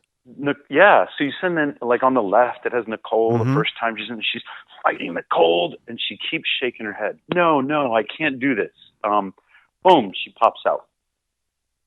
Then she watches my daughter get in. And I have some videos of my daughter, but I didn't put in this one because it was about Nicole. But Nicole is watching my daughter. My daughter's now a Krav Maga instructor. And so I can't do Krav Maga. There's too much choking. There's a limit to what I can do. But she's putting herself through this grueling exercise regimen. And then she uses the ice bath to help her prepare for her leveling up tests psychologically. She's very accustomed to it. And Nicole is like, how do you do that? I want to try again. And this time she's doing it with my daughter's coaching. She's relaxing. She's not fighting it. She's not bringing that bodybuilder mentality to it. She does so much better. And she gets like a greater sense of accomplishment from it. Find, again, that the elite performers must have a different psychological approach to the ice bath than they do to the pain of rehabilitation. Noah Syndergaard, he used to pitch for the Mets. He just signed with the Angels. He had his Tommy John surgery, and part of his recovery regimen was a Morozkoforge. His first bath, 45 seconds. And that was great. And he had a very similar experience where he came out and he wasn't pleased with how long he stayed in there. Well, he went back in a little bit later with some of our coaching, 4 minutes. We see a progression as people become better attuned to the relaxation techniques that are required. And it would be fun, to coach Tiger or to talk about his experience or what is he going into the ice bath to work on, and see if a golfer has some of the same challenges that the combat sport type, the MMA type people, the football type people also have. Well, I would have to think so. I mean, I played pro golf for a number of years, and I didn't get the Tigers level. But as we discussed earlier, with that, the mentality of, or the sympathetic versus parasympathetic, when you're an athlete, a football player, MMA, golf, whatever it is, and you're pushing yourself externally, but not internally, that has to be developed if you want to do the ice bath at the level that you do, for all the benefits that we've discussed so far. I tell you what, when in reading some of your other material, one of the things that I wanted to ask you, and I'm jumping off on a tangent here, is if somebody has the desire and focus to do something because they've had a life-changing experience, myself and you, as we talked about the health scares that we both had, do you think that it's somewhat easier to keep that focus and not allow that fear to enter the brain as you're getting into, because you have the goal of, I'm going to do this ice bath, and the discomfort that it causes me is secondary to not wanting to go through that type of scare again? You're so determined to do it that you don't feel the pain as much. The same way that somebody might work 90 hours a week to reach a certain level in their business, or the way that a mother, the pains that she will go through to protect her child. Is it? No, I'm not relating a mother's care for her kids at the same levels as tolerating an ice bath, but I'm saying that there's something in the brain, and you would know better. You're very well read on this topic. That if you have that determined goal and you say you're going to do this, it seems to be that those people will get through it better, faster, and adapt more readily than someone who's just doing it to try it. Well, what you're saying is the case for me. It's been the case for a number of other men that I've talked to. But I don't think you're too far away when you say the mother protecting the child. I want to tell you a story. Because my girlfriend now, whom I care about very much, and in some ways has been an inspiration to me to take care of myself. She has a daughter who was 10 at the time, and the daughter suffers from cerebral palsy. And she, in combination with that and a spinal defect, the daughter just doesn't have the same motor control and sensations from the waist down that ordinary people take for granted.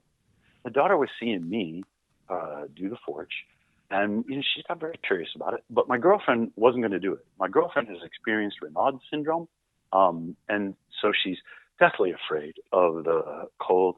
And even though she admired what I was doing, she's like, that's just not for me. But the daughter said, Mom, can I get in?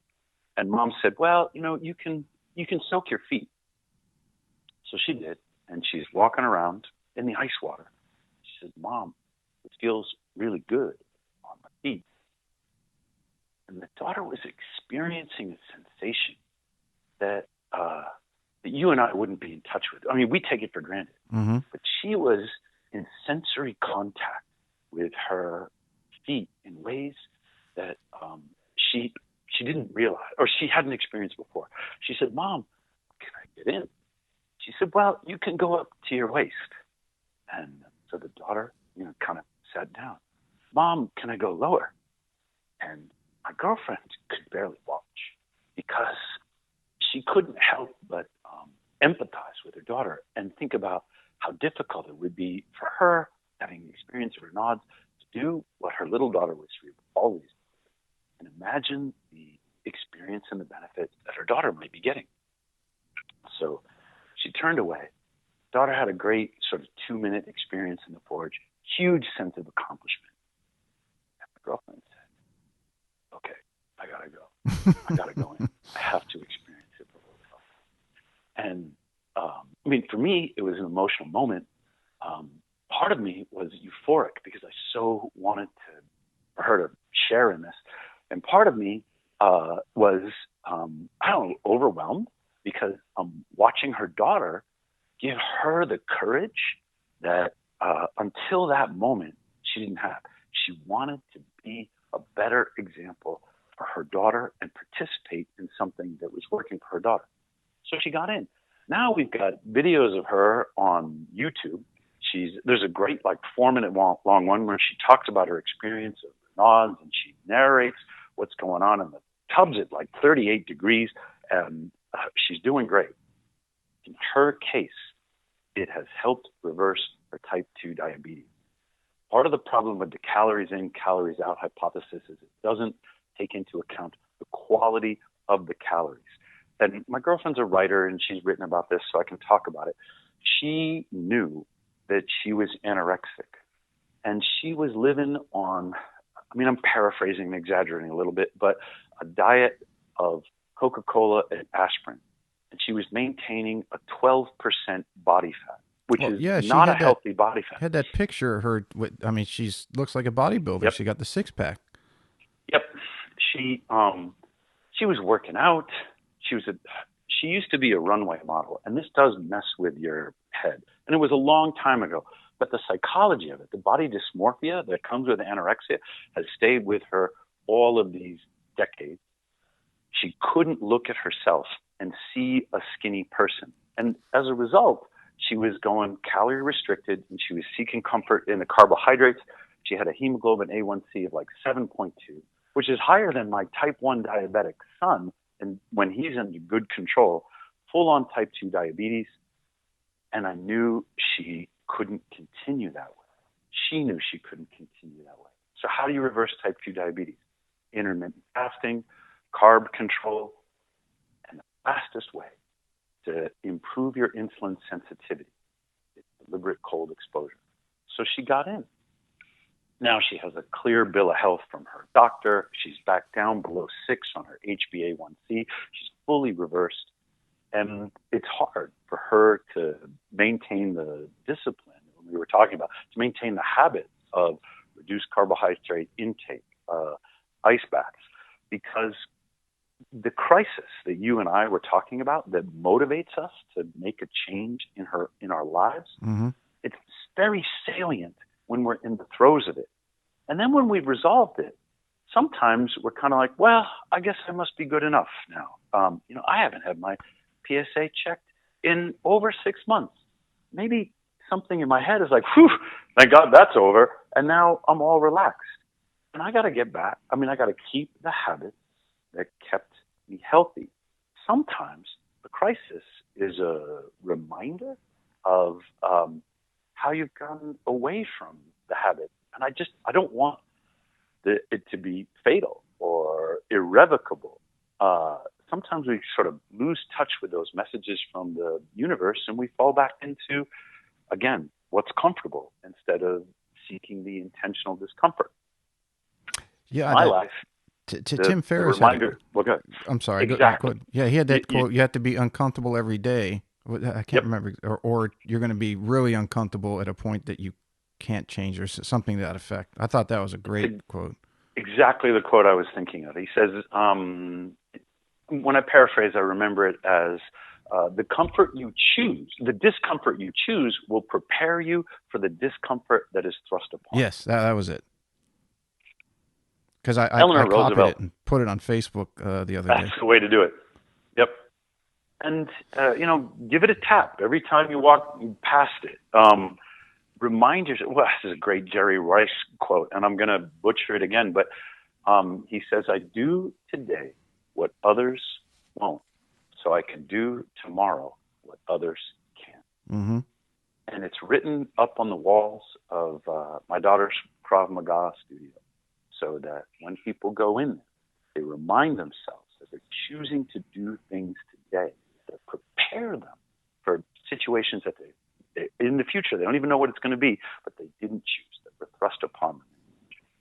What I want to ask you is, as far as time to do this, because like when I had Doc Hollis on, we were talking about inflammation, and he, as he so well does, goes into very good explanation on inflammation has gotten a bad rap, and that chronic inflammation is bad, but inflammation unto itself is very good because, and he used the farmer example. A farmer wakes up early in the morning.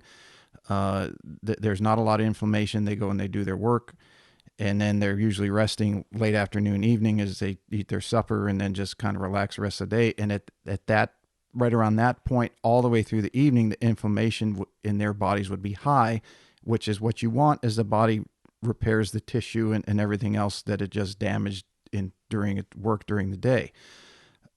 Using that or keeping that in mind, would it be better or more beneficial to do the plunges or any cold exposure in the morning as opposed to the evening when you want some inflammation to repair what you've damaged during whether it's a workout or your sport or golf or MMA or anything else?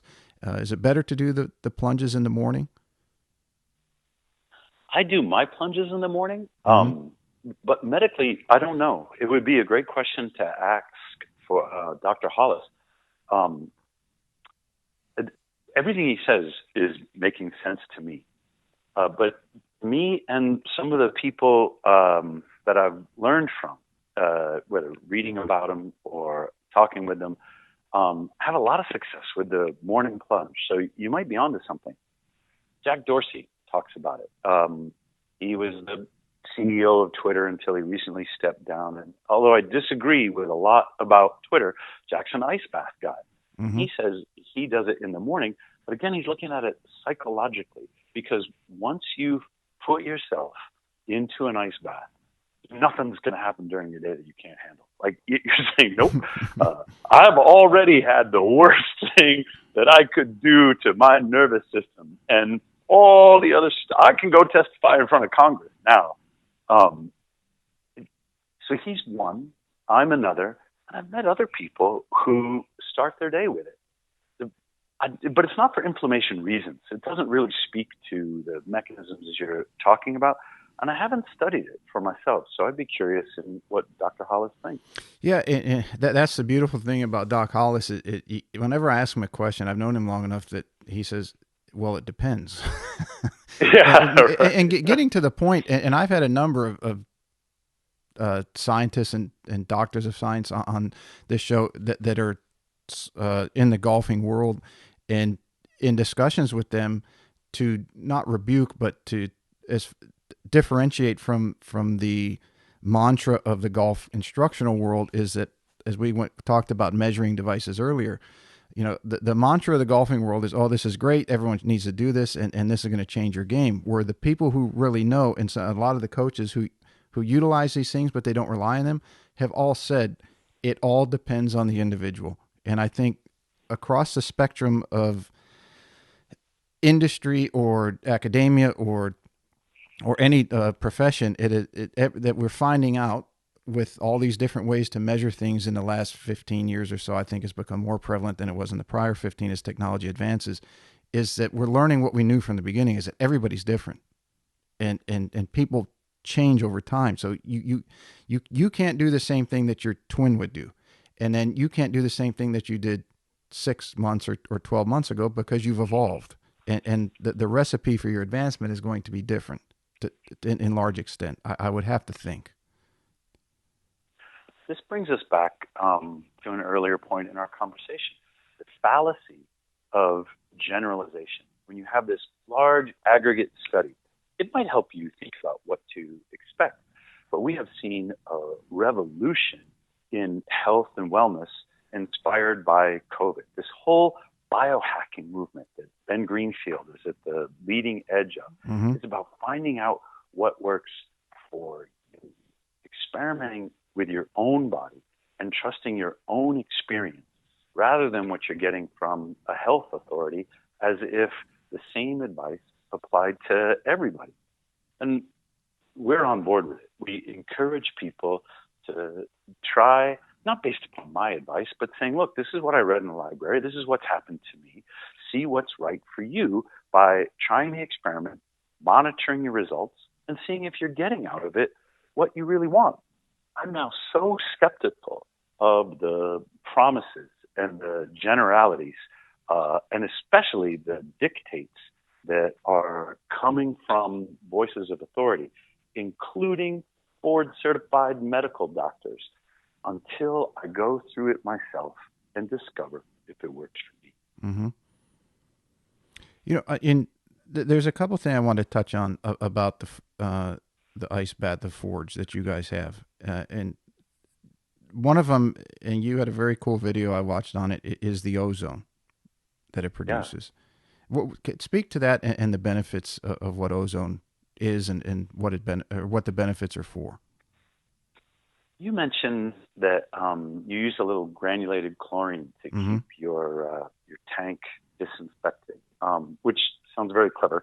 Chlorine is the same disinfectant that is in all of our water pipes, and it's either chlorine or bromine in your pools.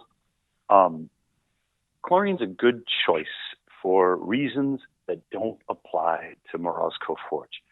My PhD is in environmental engineering.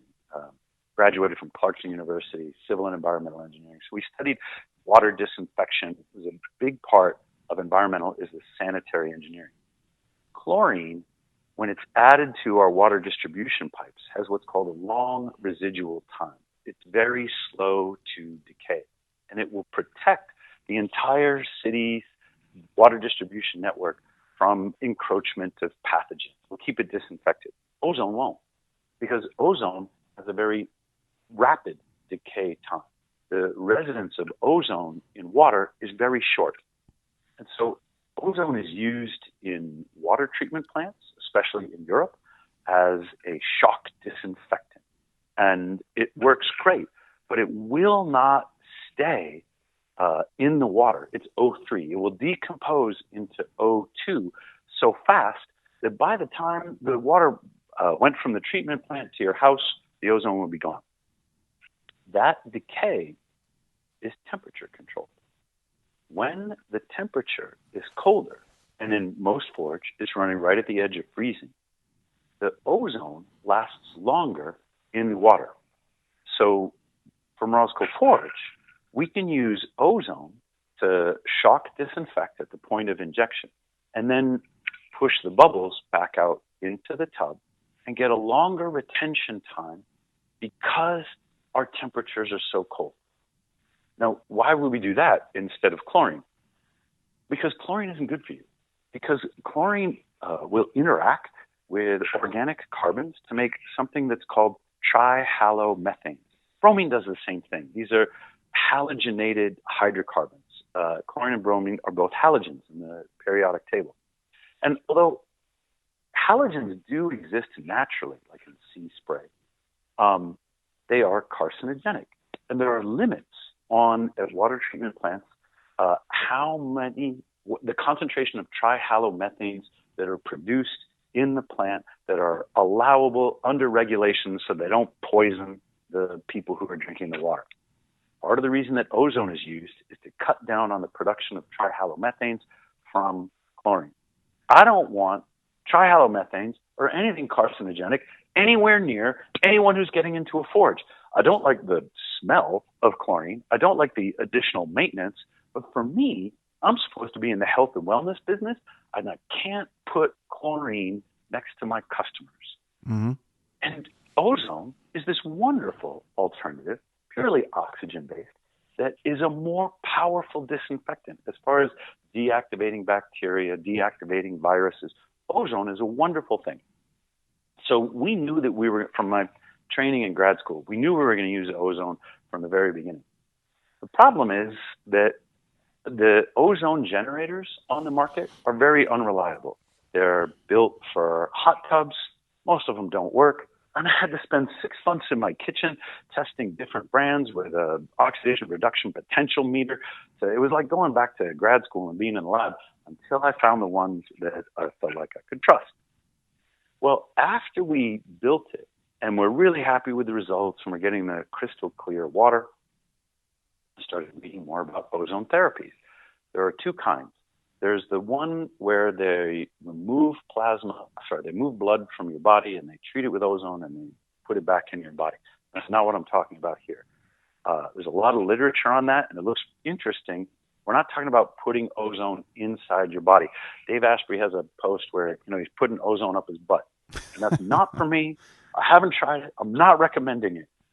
But ozone on the skin will act, its disinfectant properties act on the microbiome on your skin. And now you got to say, but there are good bacteria on my skin and there are bad bacteria. And the bad bacteria sometimes, especially in this modern industrialized world where you're eating too many carbs, take over. You get acne, you get dermatitis, you get psoriasis, you get these skin ailments that are indicative of your skin microbiome getting out of whack. And when you're out of whack, how do you bring yourself back into a good microbiome balance? You wipe out all the bacteria and you start over. If you can inoculate with the good bacteria, that's terrific. But when you're suffering from eczema or dermatitis or acne, it turns out there's a lot of literature on ozone therapy for treating the skin conditions. None of it is in the cold water. It's mostly warm water ozone. So I haven't reproduced any of that work in the forge, in the cold water, and done skin assays or done a swab or anything. I'm just reading about how ozone has been used in the past and speculating about how it might be good for us.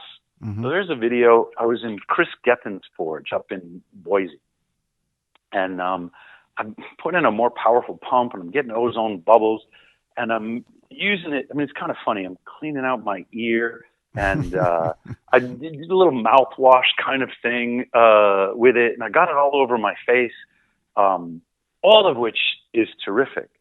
But I realized that I had some sunburn from the day before, too, and I'm like, oh, let's try that. First of all, the cold water feels great on the sunburn. Taking down the inflammation of the sunburn is really good. I'm like, what the heck? My skin is a little sensitive. I'll give it a boost with some ozone. And again, there's really no data from this. But ozone has had these therapeutic skin benefits that are documented under warm water conditions. And I know that in cold water, it has a longer residence time, and we're capable of more reliable concentrations. So it's kind of on my short list of new studies that I'd like to run or find that say, are we getting a double benefit? We're getting the cold, but when we run it with the ozone going, do we also get a skin benefit, knowing that ozone has been a proven treatment in the past? For me, it remains an open question. Does that work in unison with adding Epsom salt, or would they have some sort of chemical reaction that would negate the benefits of either? Pete, I can see that you have been going to our journal and reading like the top 10 journal, because that Epsom salt article that we wrote has jumped up to the top of the Google rankings when people are searching around for Epsom and ice. As far as I know, the ozone and the Epsom work independently. That is, there's no interaction between the two of them, but they can coexist in a way that provides you a double chemical benefit. So you get the cold, you add the ozone, and you get the Epsom salt, and it might be that you're experiencing three healthful modalities all at the same time. I did not add Epsom salt for that reason. I added it because I had 3 inches of ice in my forge, and I got tired of breaking it up with the steel mace because the ice gets hard and sharp. Mm-hmm. But after I added 8 pounds of Epsom salt, it changes the physics of the water freezing, and the ice becomes a lot softer. So it would release from the bottom. I could break it up a lot easier. I added it for the convenience. But once again, once I get curious about something, I start talking about it, start going to the library. I'm having a conversation with Dr. Brian Call. He's the head of our medical advisory board. He's a chiropractor in Hood River, Oregon. And I said, hey, what do you think about this Epsom salt soaking and magnesium? And he goes, well, Tom, only 1% of the magnesium in your body is stored in your bloodstream. When you go to the lab and you get your magnesium tested, it's not saying anything about your total stores, your reservoirs of magnesium, because those are stored in your bones. When your body needs magnesium, and cold exposure is demanding on magnesium, mitochondria are packed with magnesium, and brown fat is packed with mitochondria. So when you're beginning to recruit new brown fat, you need a lot of extra magnesium. He goes, blood test will not tell you whether you're magnesium deficient. Stored in the bones, isn't it? It's stored in the bones. Yeah. It will be released from the bones when it's demanded by the body. And we don't really have any idea what the reservoir of magnesium is in our bones. So I go to the library and I start reading. And where do you get magnesium from? For most people, green leafy vegetables. Mm-hmm. But not the green leafy vegetables that you buy at the supermarket, because it turns out our agricultural soils have become so depleted that our green leafy vegetables are now deficient in magnesium, and so is most of America. So the magnesium, the Epsom salt, which is magnesium sulfate, that I put in my forge, and I was doing it for these thermodynamic reasons, might be giving me exactly the magnesium boost that I need to recruit my brown fat and to maintain my mitochondria health. The question is whether the magnesium is absorbed through the skin. And now, after I've done this reading, I take a magnesium citrate supplement. Magnesium glycinate, I've read, is also a good one. But the question on this transdermal absorption It used to be that the studies were like, no. And then I realized that all the studies were measuring blood. They were measuring the wrong thing. So I will often emerge from the forge. I'll shower before I get in, and that helps keep my forge clean. Mm-hmm. And then I'll emerge from the forge. I'll towel myself off a little bit. I'll do my steel mace, and I will leave the magnesium on my skin so that when I re-warm and my pores open up, the magnesium is available. Maybe I'm getting a magnesium boost. Maybe I'm not. I'm not about to do a bone assay to try and figure that one out. But if I get a little plus up from transdermal absorption of magnesium, then good for me, because it's a time when I'm going to need it. And if you're overabundant in magnesium, you find out very quickly. How do you find out? How do you know that? Well, in taking magnesium, and I'll give you this funny story on how myself, and I would have to imagine a number of other people, if something starts working for you, then you always think, well, if I take a little bit more, it could work better. I was a very big Charles Poliquin fan, and that's what led me to Preston Green, who's one of the top trainers in the country. Preston was Charles's protege. Charles had trained more Olympians and world champions than anybody on the planet. And unfortunately, he passed a few years ago, but I used to read a lot of his material, and he said exactly what you did, that we are deficient in what you write about, vitamin D, magnesium, and zinc in particular. Yep. And so I had started taking magnesium back then, and I was doing a lot of training when I was golfing, and I started to feel better. I started to sleep twice as good and everything else. So naturally I say, okay, I'm taking about 400 to 500 milligrams a day. Let me have one more pill, which would bump me to 750-ish.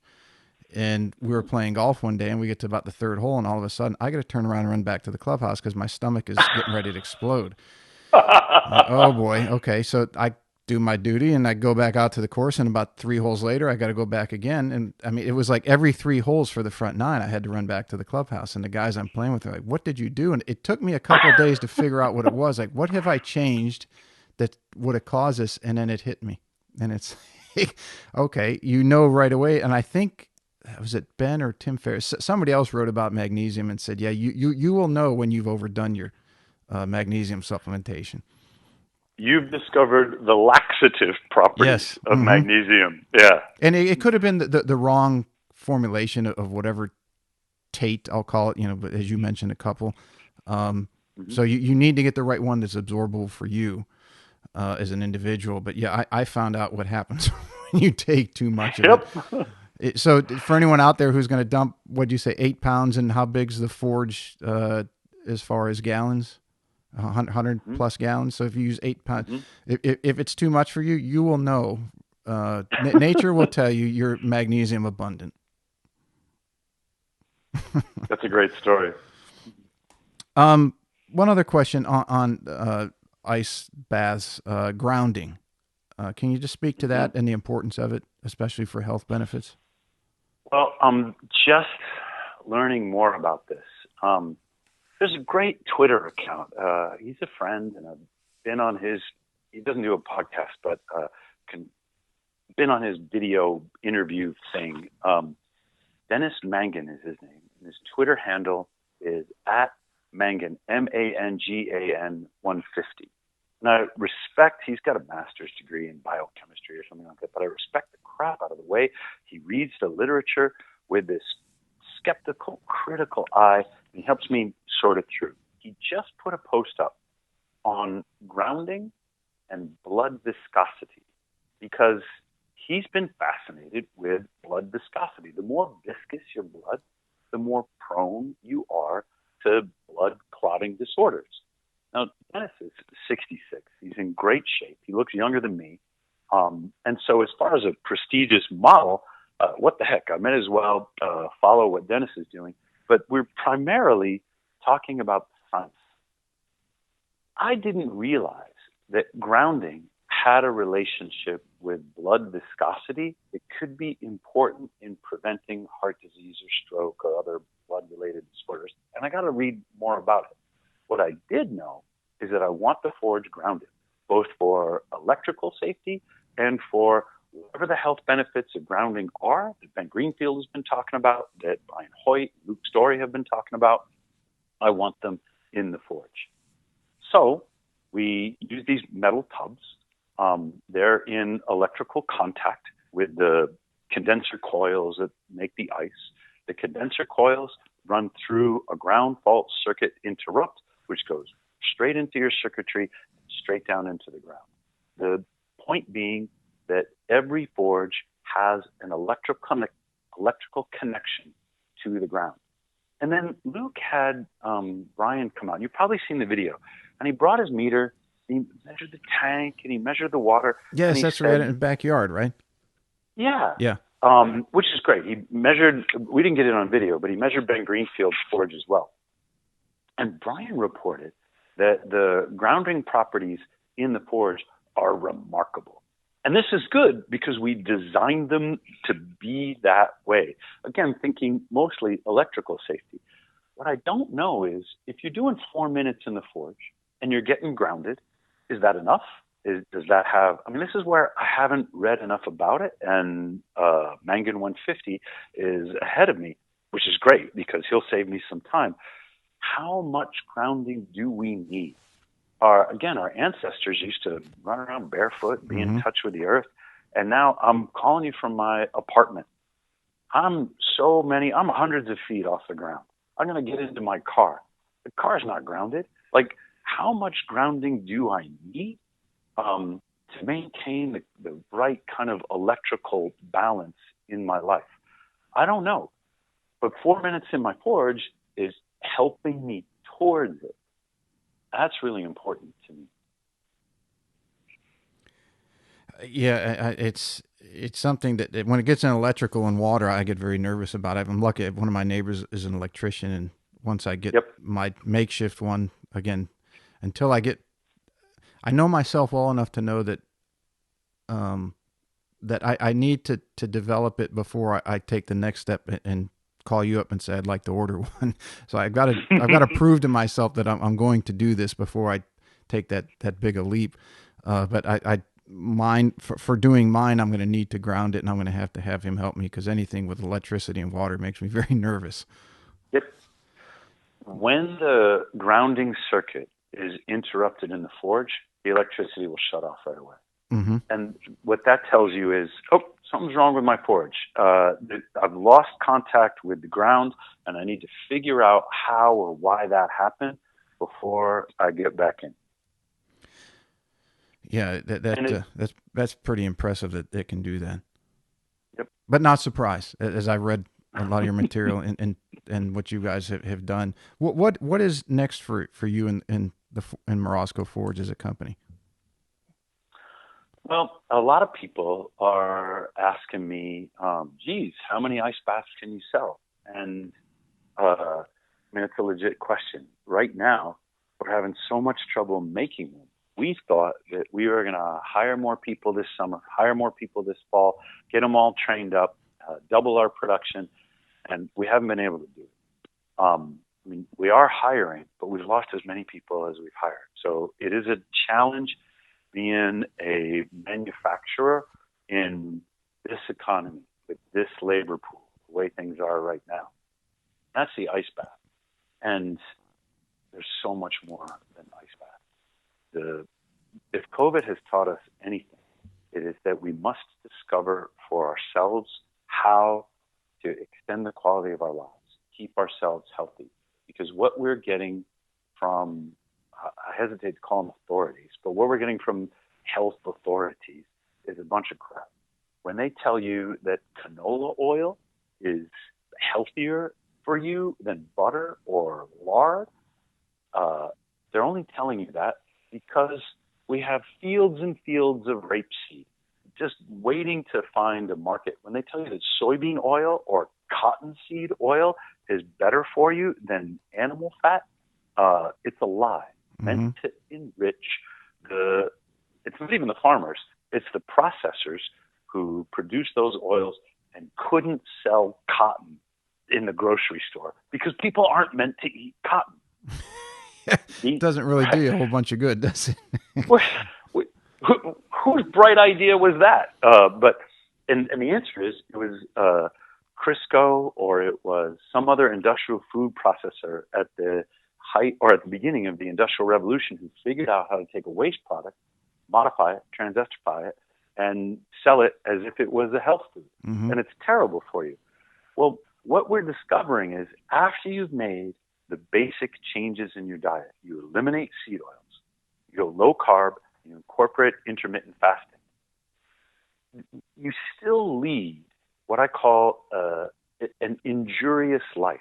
The technologies of industry still accumulate a series of insults into our body. And how are we going to remedy that? Well, one way is to kind of do what Ben does.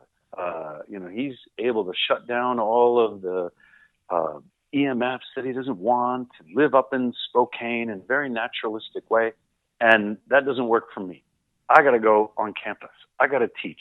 I got to drive. I got to do things that are non-ideal, that accumulate these technological injuries. And how am I going to fix them?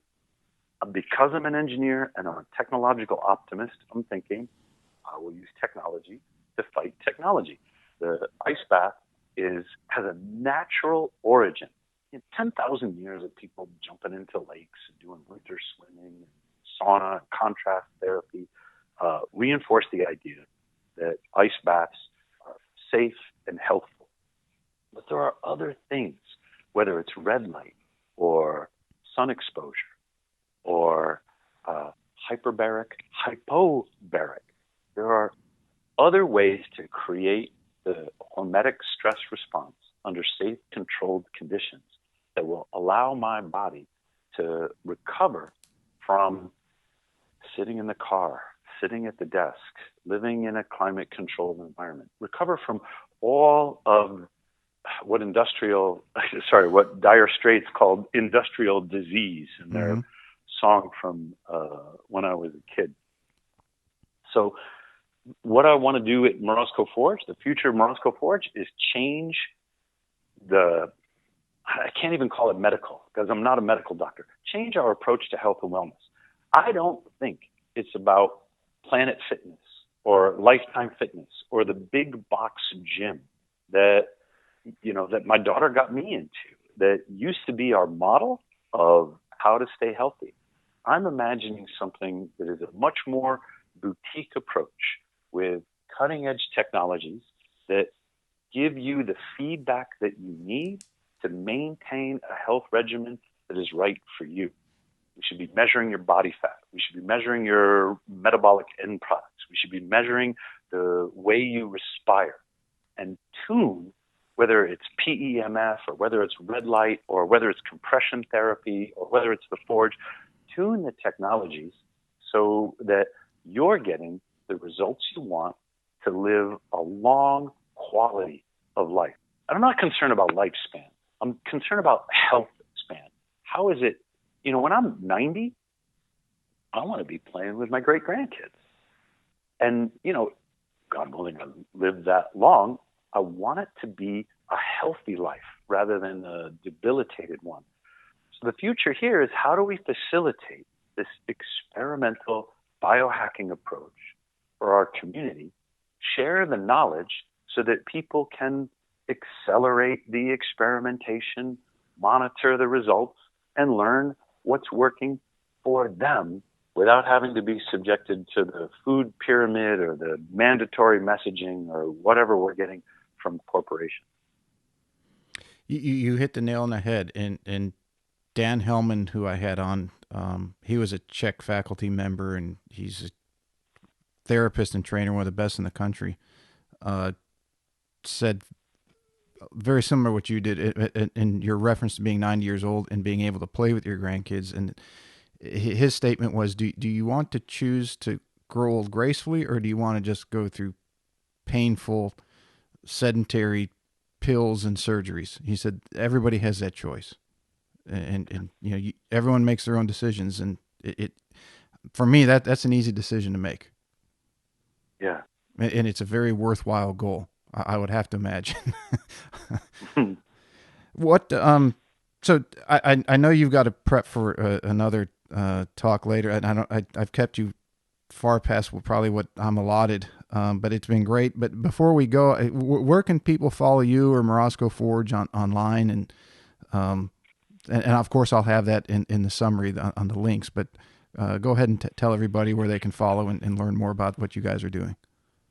There are a couple of places to tune in. Morozkoforge on Instagram. So Morozko is Morozko, and Forge is Forge. And Instagram is fun because it's so visual and it's mostly lighthearted. Mm-hmm. But what you've been doing is reading the journal articles on Morozkoforge.com. You can add your email address. You can join our website. We don't have a sales funnel. We don't spam. We don't really know how to do all those things on internet marketing that everybody says we're supposed to be doing so that we can monetize our mailing list. But you will get a notice when I publish a new article, when I have a new realization or I see something come across on thermogenesis or a new study. You'll get a link to it by joining our website. So that's one. The other is started a Substack, SeagerTP.substack.com. I did that because I used to publish a lot of stuff on Medium, and so did my girlfriend. But Medium deplatformed my girlfriend. She has written a number of articles about COVID, going back over a year. She published "The Curve is Already Flat." And this was a big conflict at the time. You got to imagine March of 2020. And I have my faculty colleagues, and some of them extremely learned.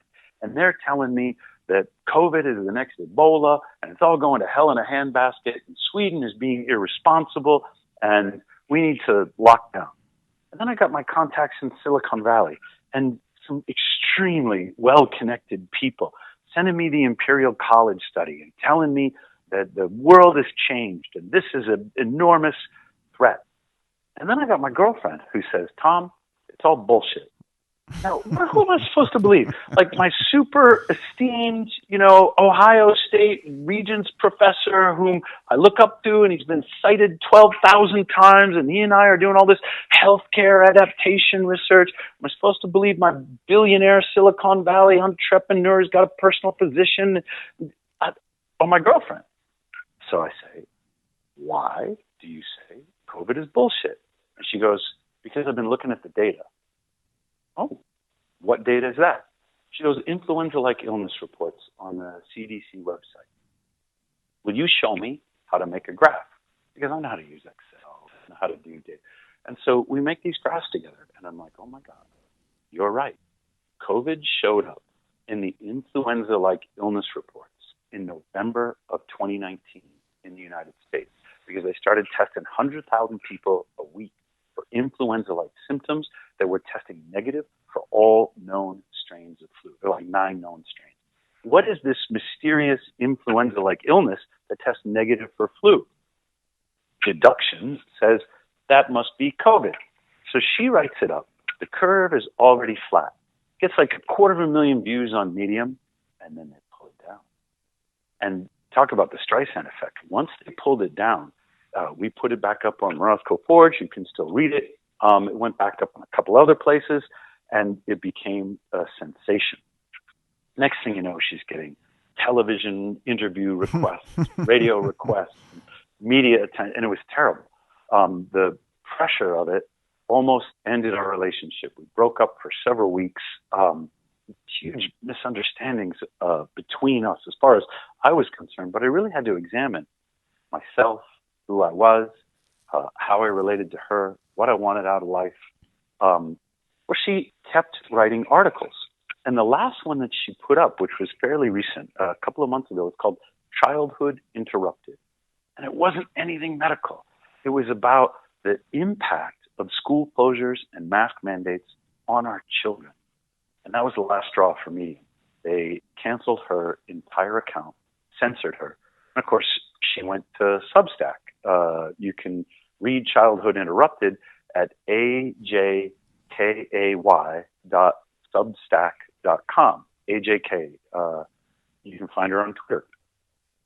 So I guess it was too much for Medium, and that's when the reality of censorship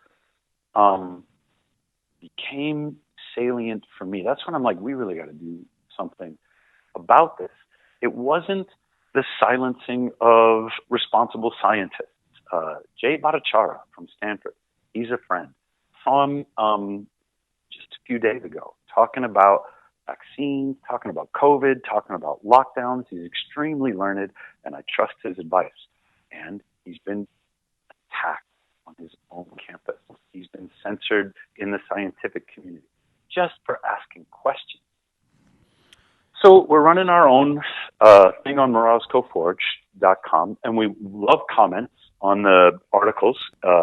You have to sign up to do it. I got the Seager Substack.com, and I post a lot of things on there about relationships, about trauma, about psychology, things that I'm thinking about, and ideas that I'm testing. And you and your audience are welcome to follow those.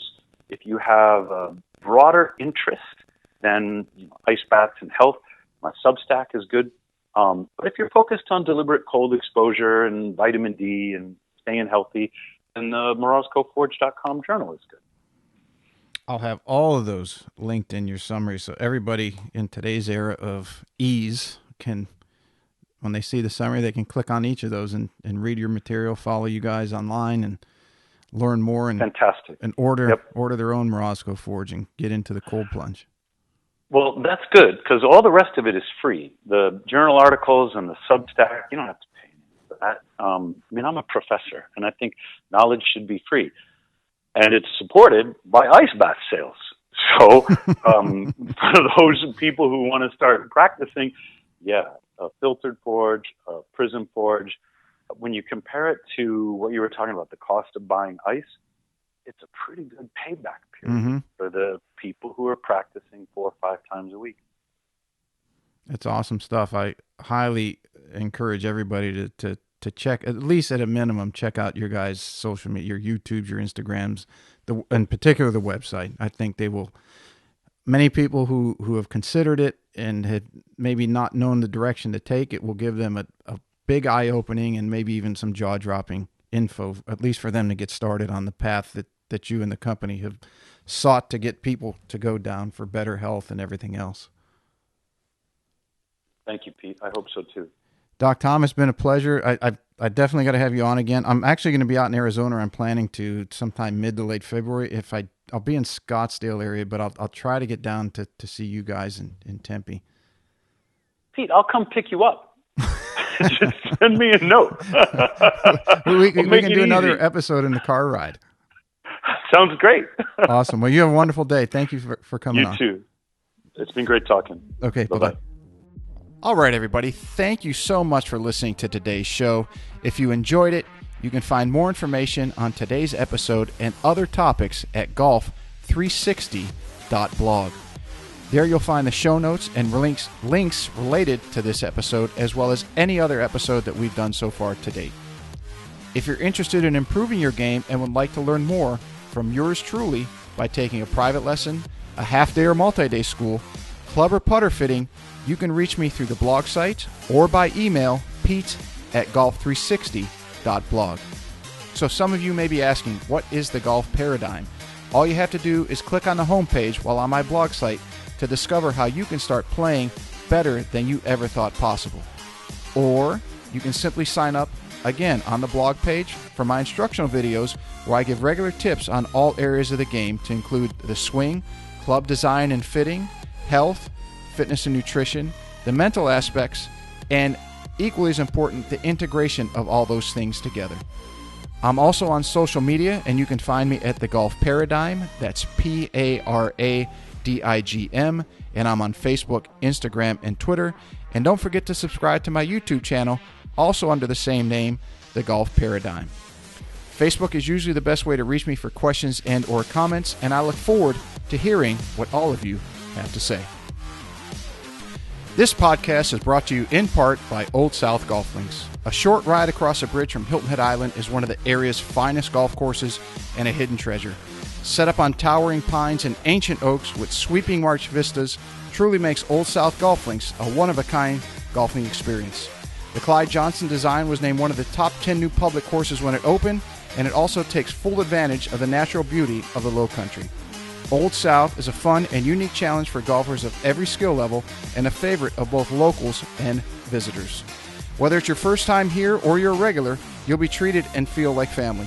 From the bag drop to check-in at the fully stocked pro shop with both men's and women's apparel, to breakfast or lunch before or after your round, the staff is always ready and willing to help. Experience for yourself why Old South is one of the premier golf courses in the Hilton Head area and why it will quickly become a favorite of yours too.